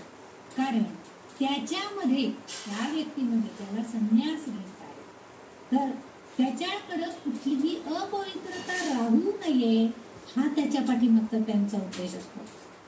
तुम्ही जर जैन साधू किंवा जैन त्यांना साध्वी म्हणतात, जैन साधू, तर त्यांना शुद्ध करण्यासाठी, त्यांना पवित्र करण्यासाठी म्हणून त्या साध्वींचे प्रत्येक केस ना केस काढून टाकले जातात डोक्याचे, की जेणेकरून त्यांच्या शरीरामध्ये कोणतेही, कारण केसांमुळं आपल्याला एक सौंदर्य प्राप्त झालेलं असतं, तिच्या मनामध्ये कोणत्याही वासना येऊ नयेत म्हणून ते सगळं केस वपन केले जातात, म्हणजे सगळे केस काढून टाकले जातात, म्हणजे त्या देहाला त्रास देऊ. ते आपल्याकडे केस वपन म्हणजे सरळ वस्त्राला लावून कापून काढतात, मोकळं होतात. परंतु जैनांमध्ये स्त्रियांचे केस एक एक केस उपटून काढतात. त्या साध्वींना इतका त्याचा त्रास होत असेल पण तरीही त्या ते सहन करतात. कारण का, तर तो जैन धर्मामधलं साधुत्व म्हणजे जे आपल्यामध्ये असणारे जे 6 चढरिपू आहेत त्यावरती मात केलेली वृत्ती त्यांच्याकडे आहे हे सिद्ध करण्यासाठी म्हणून त्यांना साध्वी म्हटलं जातं, साधू म्हटलं जातं. का म्हटलं जातं, ते त्या सगळ्या याच्यावरती ते नियंत्रण करतात. साधू म्हणजे सगळे षड्रिपूंवरती त्यांनी धुरा चालवलेली आहे, म्हणजे सगळ्यांचा नायनाट करून टाकलेला आहे. कोणतेही रिपू, कोणतेही शत्रू आपले जे आहेत काम क्रोधाचे, ते कोणतेही त्यांच्यावरती कार्य करणार नाही. तसं इथं संन्यास घेण्यापूर्वी हे सगळं एक होम करून त्यांच्याकडनं घेतात. याचाच अर्थ त्यांना पवित्र करून घेतात. जे आपण जसं म्हणतो अग्नी, म्हणजे सोन्याला लकाकी येण्यासाठी त्याला अग्नी प्रवेश करावा लागतो, म्हणजे अग्नीमध्ये तावून सुराखून काढली की त्याची चकाकी वाढते. तसं ह्या भिक्षूंची किंवा या संन्यास वृत्तीच्या लोकांची पवित्रताला आणखीन चमक यावी, तेज यावं, या दृष्टीने हा विराज होम त्यांच्याकडनं केला जातो. म्हणजे काही जर अपवित्रता त्यांच्याकडे आलेली असेल, शिल्लक असेल, तर त्या होमविधीमधून त्या अग्नीला ती सगळी समर्पित केली जाते, शुचिर्भूत त्यांना करून घेतलं जातं आणि म्हणून हा होमविधी केला जातो. म्हणजे ती व्यक्ती ही शुचिर्भूतता आपल्या शरीरामध्ये आली की आपोआपच काय होतं, की आपल्याला जे ब्रह्मज्ञान मिळवायचं आहे त्या ज्ञानाप्रत जाण्यासाठी आपलं मन तयार होतं. म्हणजे आपल्या मनामधले सगळे शरीरविकार निघून जातात आणि आपण शुद्ध ब्रह्मज्ञान मिळवण्यासाठी आपण तयार, म्हणजे अशुद्धतेपासून त्यांची मुक्तता होते. म्हणजे बघा, त्यांनी उलट आता म्हणजे ती शुद्ध असतात असं सांगितलं नाही, अशुद्धतेपासून त्यांना त्याच्यातून मुक्त केलं जातं. म्हणून तिला त्यांनी विरजा असं नाव दिलेलं आहे. म्हणजे तिच्यामध्ये असणार म्हणजे अपवित्रता तिच्यामध्ये नाही, अशुद्धता तिच्यामध्ये नाही असं सांगायचा प्रयत्न. उलट्या बाजूने त्यांनी आपण आपल्याकडे आपण म्हणतो असं उलटा करून कशाला सांगताय, सरळ सरळ सांगा की असं झालंय म्हणून. तसं नाहीये, नकारातून होकार सांगण्याची कल्पना त्या वाग्देवींनी आपल्याला दिसते आहे. म्हणूनच आपोआपच तो संन्यस्त व्यक्ती किंवा हा होम केलेली व्यक्ती किंवा अशी अशुद्धतेपासून मुक्ती मिळवलेला साधक व्यक्ती, हे सगळेजण काय होतात, आपोआपच त्या अशुद्धतेपासून त्यांची मुक्तता होते आणि ब्रह्म्याकडं, ब्रह्मज्ञान मिळवण्याकडं त्यांची वृत्ती, त्यांची प्रवृत्ती, त्याकडं त्यांचा कल गेलेला आपल्याला दिसतो. म्हणजे जेव्हा ब्रह्मज्ञान, भक्त हा ब्रह्मज्ञान किंवा परमात्मा प्राप्ती व्हावी यासाठी साधना करतो, तेव्हा आपोआपच ती व्यक्ती त्या ब्रह्माकडे असणारे जे गुण आहेत त्या गुणांमध्ये स्वतःला विलीन करून घेण्याचा प्रयत्न. म्हणजे अशुद्धता सगळी निघून गेली की शुद्ध राहतो आणि शुद्ध जेव्हा होतो तेव्हा आपण दुसऱ्यामध्ये एकरूप होऊ शकतो, त्यांच्याशी अनुसंधान साधू शकतो, म्हणजे त्या गुणांमध्ये आपणही विलीन होऊ शकतो आणि ते गुण आपल्यामध्ये सुद्धा येतात. हा या विरजा शब्दाचा अर्थ इथं आपल्याला दिसतो. म्हणजे अपवित्रता घालविणारी अशी जी शक्ती आहे ती ह्या ललिता मातेकडे आहे आणि ती त्या आपल्या भक्तांना सुद्धा प्रदान करते. की ज्या योगानं ते आपल्या साधनेमध्ये त्याचा उपयोग करतील आणि आपण स्वतःला शुद्ध बनवण्याचा प्रयत्न करतील, अज्ञानातून ज्ञानाकडे जाणवण्याचा प्रयत्न करतील आणि आपले ज्ञान ब्रह्मज्ञान मिळवायला किंवा परमात्मा प्राप्ती करून घेण्याला त्यांची तयारी होईल. म्हणजे ते सिद्ध होतील. अशा तऱ्हेचं ताऊन सुलाखून येणं हे जे आहे हे या विरजा शक्तीचं म्हणजे या ललितांबिकेकडे असणारा हा विरजा हा गुण इथं वाग्देवी आपल्याला सांगताय. पुढचा जो शब्द आहे तो म्हणजे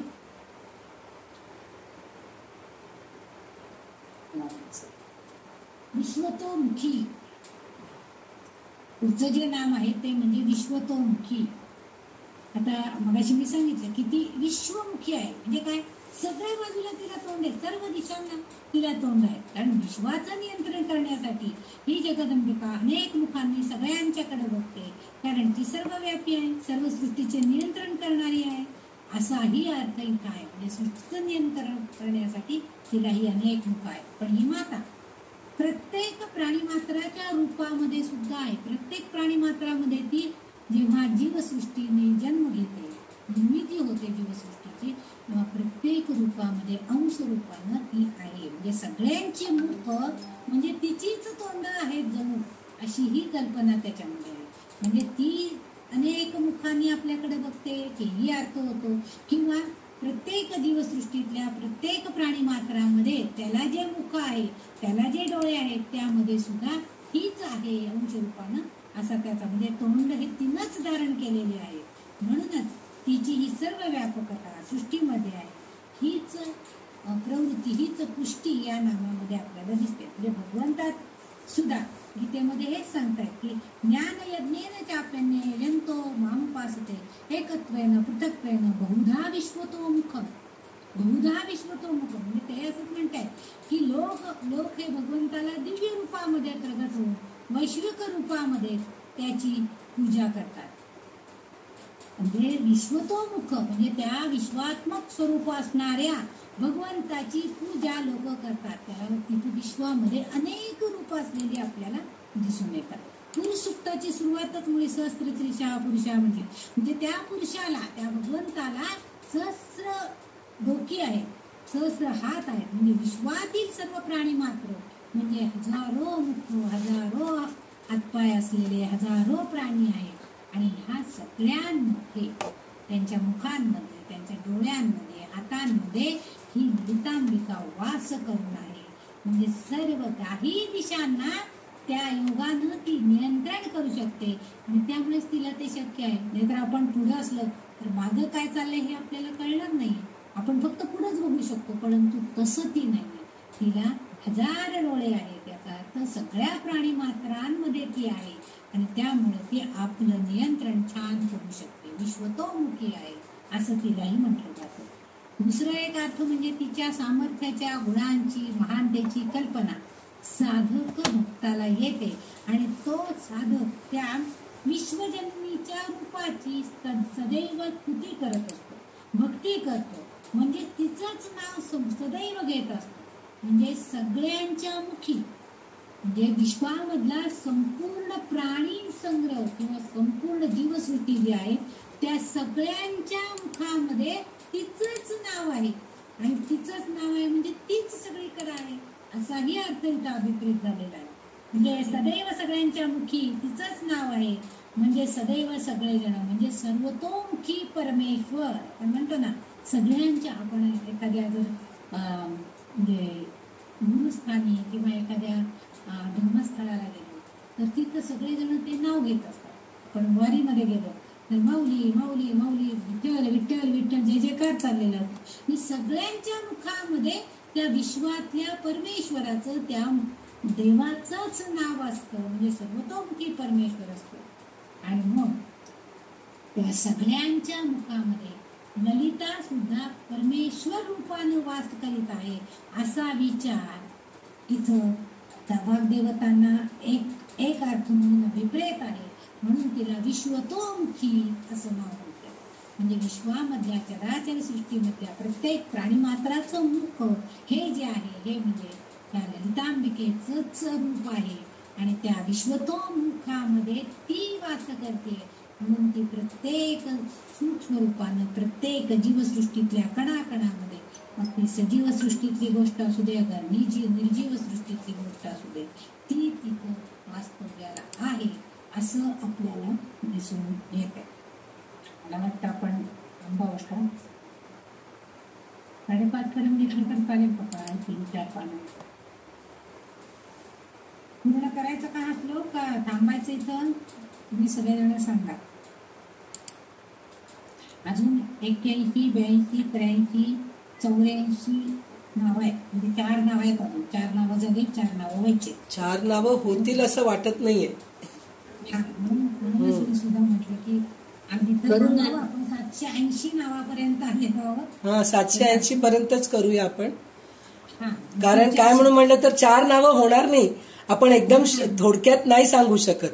नाही आम्हाला नाहीच आहे. आता प्रत्येक रूपा वगैरे नाव म्हणजे भरपूर आहे, स्पष्टीकरण पण भरपूर आहे. त्यातून मात्र सांगण्यामध्ये काय म्हणजे ते आपल्याला पटत नाही. त्यापेक्षा आपण विस्तृत आतापर्यंत झालेल्या नावांचा तुम्ही चांगल्या चिंतन करा, त्याच्यावरती विचार करा की ही कशी आहे, काय आहे, आणि तिच्यातनं आपण काय घ्यायचं आहे. तर आज ह्याच नावावरती म्हणजे विश्वतोमुखी, हे सगळ्यांच्या मुखामध्ये तिचंच नाव असायला पाहिजे अशी धारणा आपण करूया. आणि आज तिचं नाव घेऊन तिलाच मी ही माझी आजची झालेली सेवा सर्व अर्पण करते. आणि इथंच आज मी विराम घेते, इथंच आज थांबूया. तर अशा तऱ्हेनं आपण आज इथं ललिता सहस्रनामामधल्या 149व्या श्लोकामधलं फक्त 4 नावांचा विचार केलेला आहे. पुढच्या 4 नावांचा विचार पुढच्या तासामध्ये आपण नक्कीच करू, पुढचा जेव्हा क्लास असेल तेव्हा. आणि 780 नावं म्हणजे आता आपल्याला फक्त 220 नावं आपल्याला अजून बघायची आहे, की ती झाली की म्हणजे बरोबर 1000 नावं. म्हणजे आपण 4 भागांपैकी 2/3 1/4 फक्त राहिलंय आपलं. आणि आता थोडाच भाग आपल्याला समजून घेण्याचा आहे. थोडीच नावं तिची आहेत. काही नावांमध्ये तीच पुनरावृत्ती पण झालेली आहे, परंतु तिथं त्याचा अर्थ त्यांनी थोडासा वेगळा सांगण्याचा प्रयत्न केलेला आहे. पण सगळ्या नावांना, प्रत्येक नावाला वेगवेगळा अर्थ प्राप्त आहेच, हे मात्र निश्चित. तुम्ही पण आता या सगळ्या नावांचा मनन चिंतन करा, कशी आहे ही ललिता देवी आणि तिची कृपा आपल्यावरती व्हायला पाहिजे. तिचंच नामस्मरण, तिचंच ध्यान करण्याचा प्रयत्न करा.